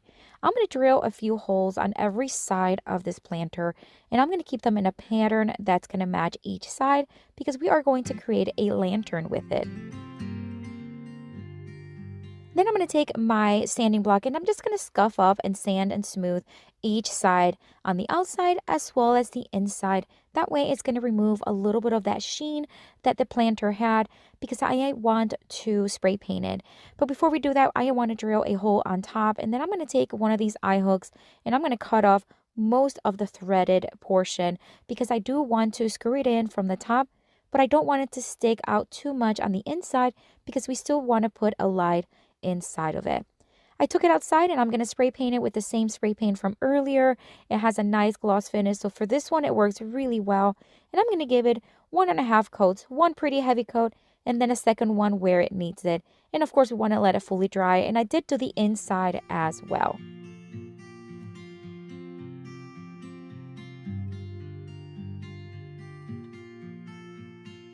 Now this light is from Dollar Tree. It's one of those push lights and it does require some batteries. Really easy, just place them in and it works perfectly fine. I'm going to distress the lantern using some Waverly chalk pen in the ink tone and a makeup sponge. I'm just going to dab here and there in the corners and the edges just to add some dimension. You do not have to do this step. It is completely optional, just what I preferred, but you can definitely leave it white as it was. And of course we want to let this fully dry so we don't get messy. I'm going to bring in one of these basket hanging chains from Dollar Tree. They come 3 in a set, and I just like to separate them and use them in many different ways. So I'm just going to take one out, and this is what we're going to use to create a hanging portion for the lantern. And we're just going to clip it right onto the eye hook. Here's the light. It works perfectly fine. We're going to remove the sticky portion from the back, just a little paper covering it, but I am going to add a whole bunch of hot glue as well because I want it to really stick in there. And once I had a ton of glue on it, we're just going to press it right in on the bottom. And that way we can turn it on and off by just simply pushing on it from the bottom. And I want to add some florals to it. Now, it could be left just like this, but I did want to add a little bit of embellishments. I'm going to add some of these leafy greens. They look like lamb's ear. They have the same texture and color. And I'm just going to hot glue into the top here and there until I see kind of like what I like to see. And then I am going to add one of those pink peonies that I added earlier from the wreath. Again, just to add some color and some beautiful pink tones, perfect for spring and even summer. And we're just about done with this one. Look how stunning this light is. I can't tell you enough how much I love this one. It's definitely one of my favorites from today. I love it.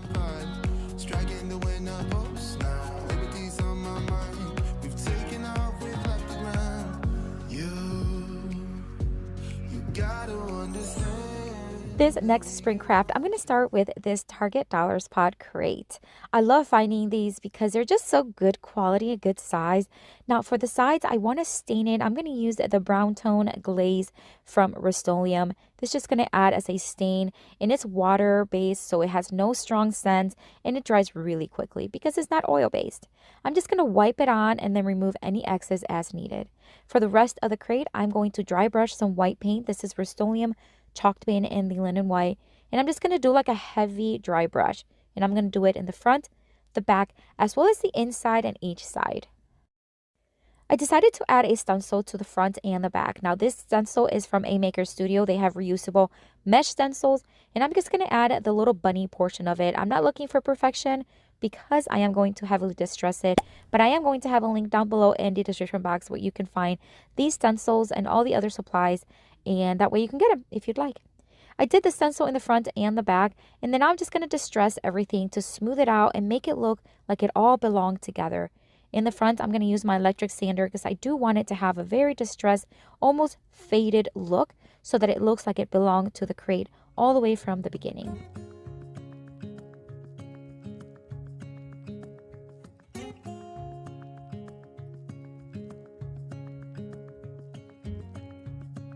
I dusted it and wiped it really well, and now I want to add some nautical rope. This is the white one from Dollar Tree, and I'm just going to start by hot gluing and then just hot gluing here and there where it needs it, and I'm going to wrap the handle all the way to the other side. When I reach the other end, I make sure that I hot glued quite a bit. That way make sure it's going to be nice and secure. Now it's time to add some florals to the inside. I'm going to take this foam floral from Dollar Tree, and I'm going to just cut it in half long ways, and I'm going to hot glue it to the bottom of the crate. This is going to make it so much easier to be able to add florals as needed. Once I had that in there, it's time to add some moss. This is just going to cover up all that area in the inside, and that way when we add some of these picks that I have, these are just some faux boxwood picks that I get on Amazon. That way it's just going to be nice and covered and just look full. It is a nice large crate, so I want to make sure it has fullness. So I'm just going to start adding each pick separately, adding them here and there until it looks nice and full. And then I'm just going to add some yellow flowers that I got at Walmart.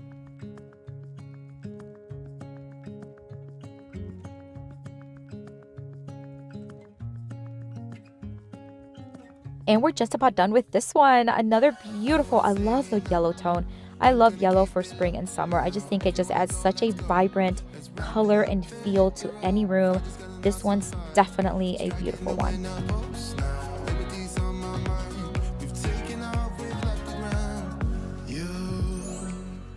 For this next spring craft, I am going to take this piece of scrap fabric that I already had on hand, has those yellow tones that I was just talking about. I'm going to cut it in strips, and then I'm going to wrap it around this tiny wire wreath form from Dollar Tree. These are the smaller ones. And I'm just going to start by hot gluing it here and there, and then just adding the strips all around. Again, hot gluing where it needs it.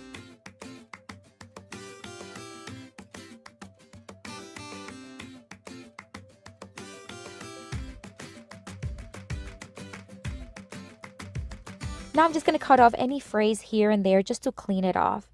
Now I had this crafting chicken wire that I get on Amazon. It's so much easier to work with. I'm just going to start cutting to make sure that I have enough to cover the center, but not overflowing on the outside. So I'm just going to use my wire cutters, and then I'm just going to attach the chicken wire with some hot glue to the back of the wreath form. I am going to add a lot of glue because I really want this to really stick on. So once I had it in place, I'm just going to keep adding hot glue and making sure it is nice and secure. And then once the chicken wire was fully attached, I am going to clean it up by just cutting off the excess chicken wire. That way it's not sticking out.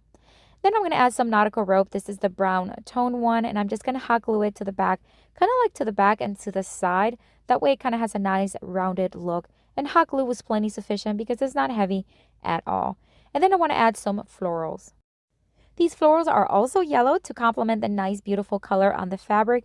I'm going to cut them in smaller picks, and I'm just going to add them here and there through the chicken wire just to hold them in place, and that way it's just going to look nice and chic and not have to add any ribbon for anything.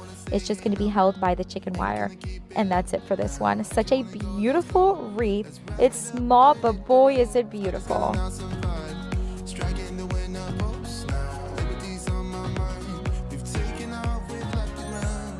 For the next spring craft, I'm going to start with this little wooden box that you can find in the Crafter Square aisle at Dollar Tree.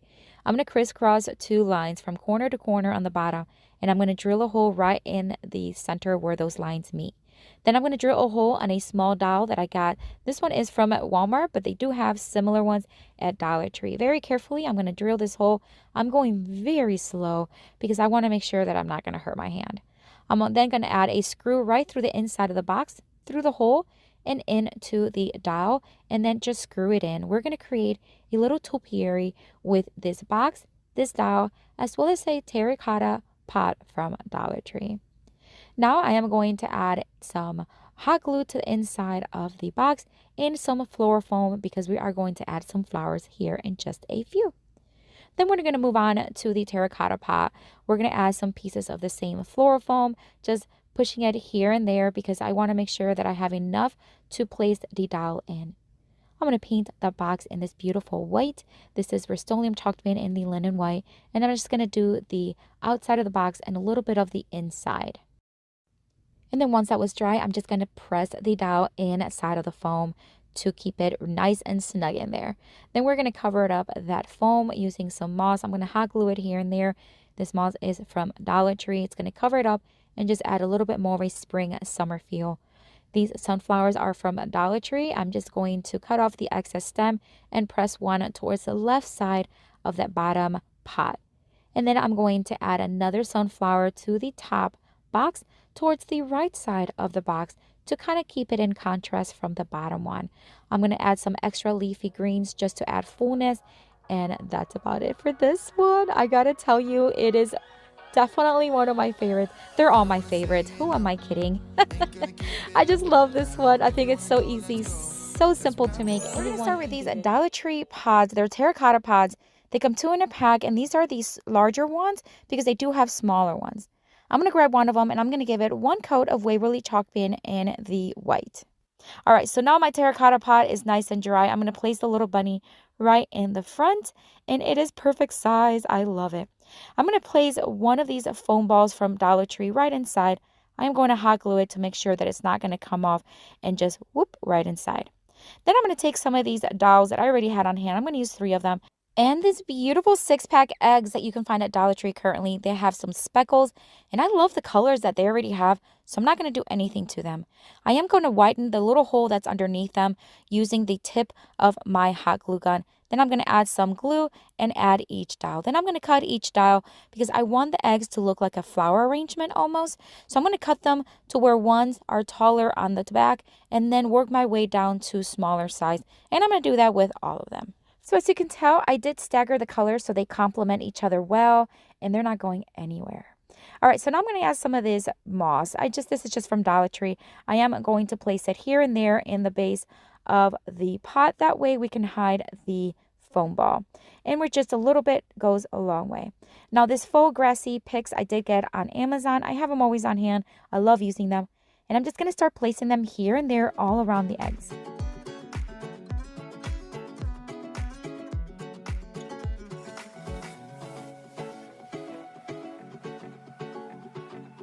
And we're just about done with this one. I gotta say, it's one of my favorites from today. I love the way this turned out. It could be added to any decor for spring and Easter, and I think it would complement it very well.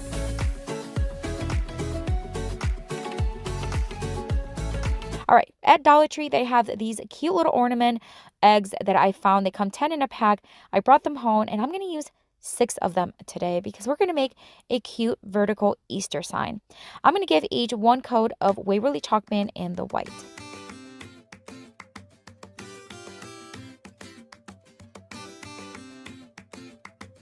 While they dry, I'm going to take these little planked boards. I got 3 of them, and I'm just going to join them using some wood glue. I'm just going to put a little bit on each end and then just spread it with a brush, join them together with that, as well as one of these sticks. I'm just going to cut it in half, and again, with some wood glue and staples, we're just going to attach all 3 boards together. So now I'm going to take the dried eggs, and I am going to just kind of line the edges. It's just going to add dimension, a little bit of distress, but just to create a little bit of contrast.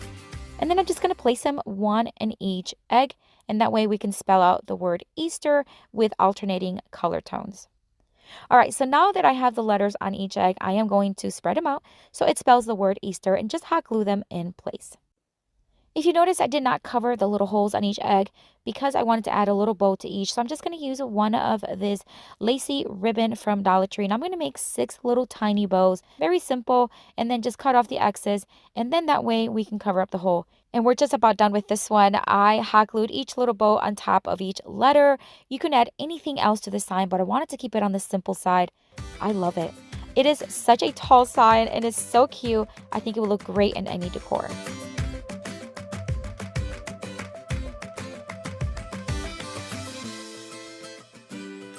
Start. This shelf is a hanging one that you can find at Dollar Tree year-round, and I'm just going to grab my drill and just start drilling the holes. Now, they already had holes, we just wanted them to be a little wider. I'm going to sand them down very smooth, and then of course I want to dust it and wipe it really well because we are going to paint it, and we're going to give it one coat of Waverly chalk paint in the white, both the front and the back.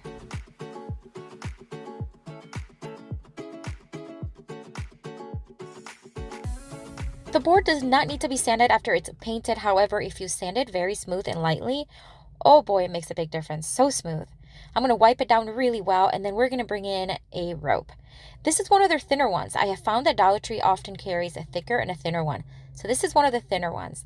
I'm going to leave the little tape that comes with it because it's going to help to thread it through the hole. I'm going to start by threading it through the top of the shelf, and then around the bottom, and then back up from the back to the front, and I'll do the same thing on the other side.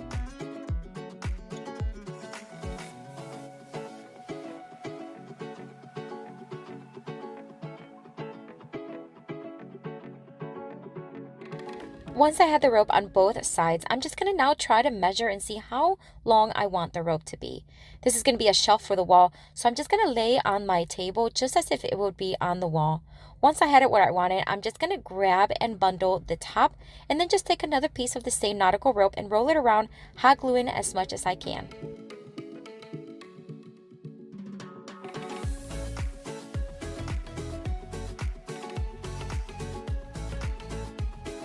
And then now it's just time to make sure that this shelf lies flat, and then I'm just going to cut off the excess rope. It does not have to be hiding underneath the knot, but I do want it to be as close as possible. And that's it. Oh my goodness, this was definitely one of my favorites. It's such an easy one.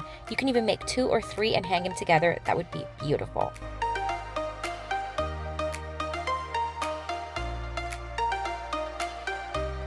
On to next DIY craft. I'm going to take this vase.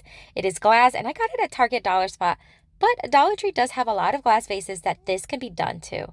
Such an easy one. We're just going to start hot gluing the rope onto the bottom of the vase. Now you want to hot glue all the way around and work quickly because hot glue and glass kind of makes the hot glue dry real quick. So just make sure you work a little quick. Then we are going to just start doing one more row, hot gluing in every area. After we hot glue the first 2, that's it. We're just going to keep rolling around, making sure that I am pressing down and really compacting that rope so that there are no gaps in between. Then once I reach the top, as high as you want to take it really, then I'm just going to hot glue that last portion, making sure that I am ending and making the cut exactly where I started it.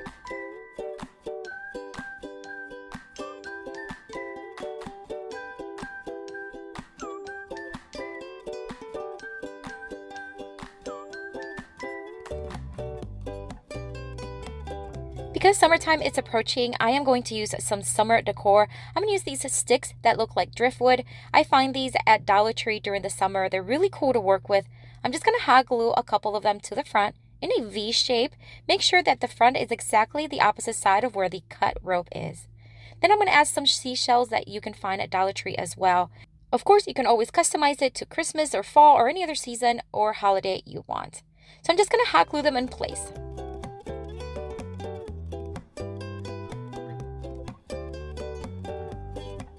And to finish it off, I'm just going to add some greenery. Keep it simple. I think the jar and the vase is absolutely stunning. Another one of my favorites from today. I love the simplicity of it, and it's just a rustic, beachy look. Perfect for summer. What do you think?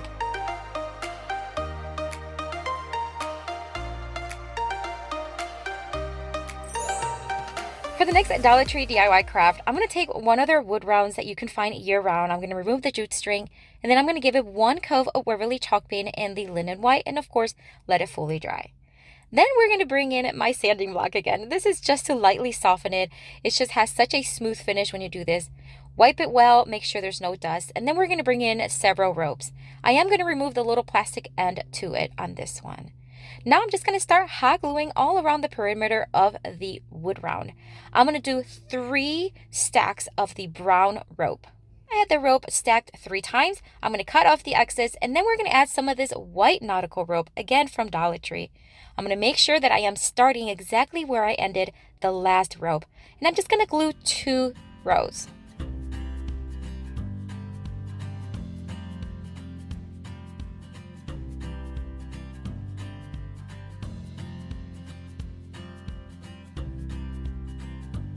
After I made the cut, this rope really does fray easily, so I'm just going to add some hot glue in between all the strands. That way it's just going to hot glue nicely. I'm going to cut 2 strands so I can make some handles. You can cut these as long as you want, just depending on how long you want the handles to be. I'm going to hot glue them on each side, making sure that the area where we started and finished it, the rope, is going to be in the back.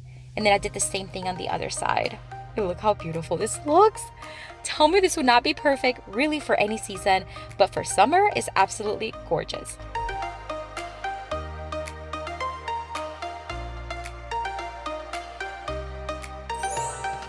This next Dollar Tree DIY craft is an easy one. We're going to take one rope. We're going to fold it in half and cut it. Then we're going to fold those in half again, nicely even, and cut it again at the halfway point. Make sure you follow, and hopefully you don't get confused. It's actually quite easy. So we're going to have 2 sets of 2. Now we're going to join them together with hot glue. Very simple. These ropes really attach well with hot glue. So I'm just going to add some hot glue in between each rope and attach them together. I'm going to do the same thing with the other one.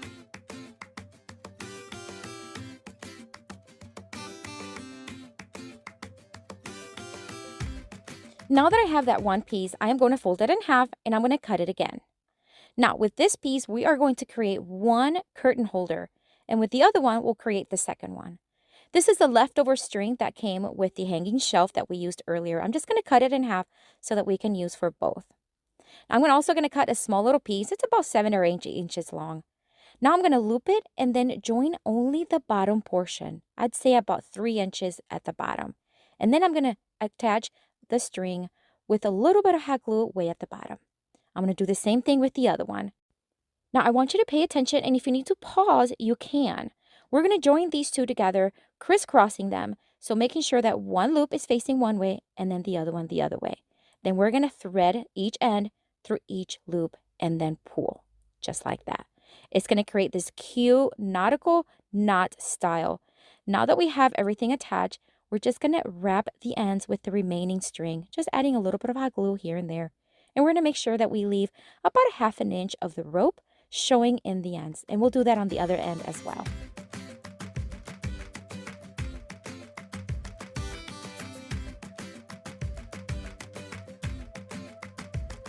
I did exactly the same thing to create a second one so they match, and look how cute this looks. I love how easy this was, and it adds such character. You can use this in any room.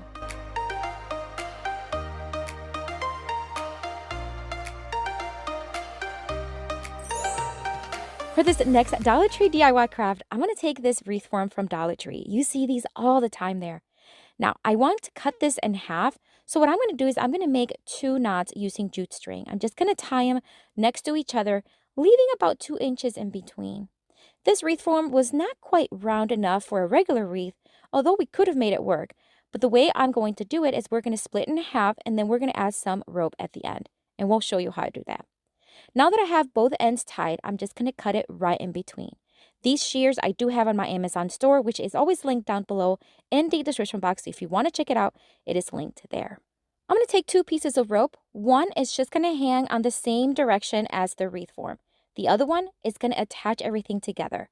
And I'm going to keep adding and adding, hot gluing as needed until the entire portion of the wreath at the end is covered. And I did the same thing on the other end. I'm going to make a very simple bow just using burlap ribbon. And I'm also going to use a puppy scarf. These are those pet scarves that you can get at the Dollar Tree. I thought this design was really cute, and I'm going to take some blue yarn.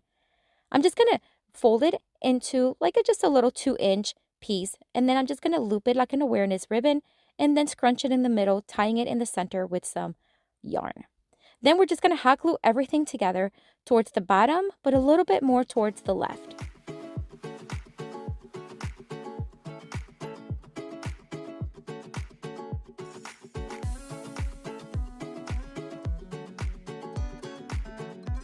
I wanted to add some greenery, so I'm just going to take a couple of these little greenery picks. They have a beautiful style, deep green color. I'm going to hot glue one on each side underneath the arrangement. I'm going to fluff everything as needed to make sure it looks nice and pretty. And then to the wreath, I'm just going to tie the rope in a knot. That's it. Look how unique and beautiful this looks. I absolutely love the way this turned out, and you can use any florals and arrangement you want. Thank you so much for watching. I have another video here for you to watch with tons more of inspiration. Check it out. I'll see you later, and have a blessed day. Bye.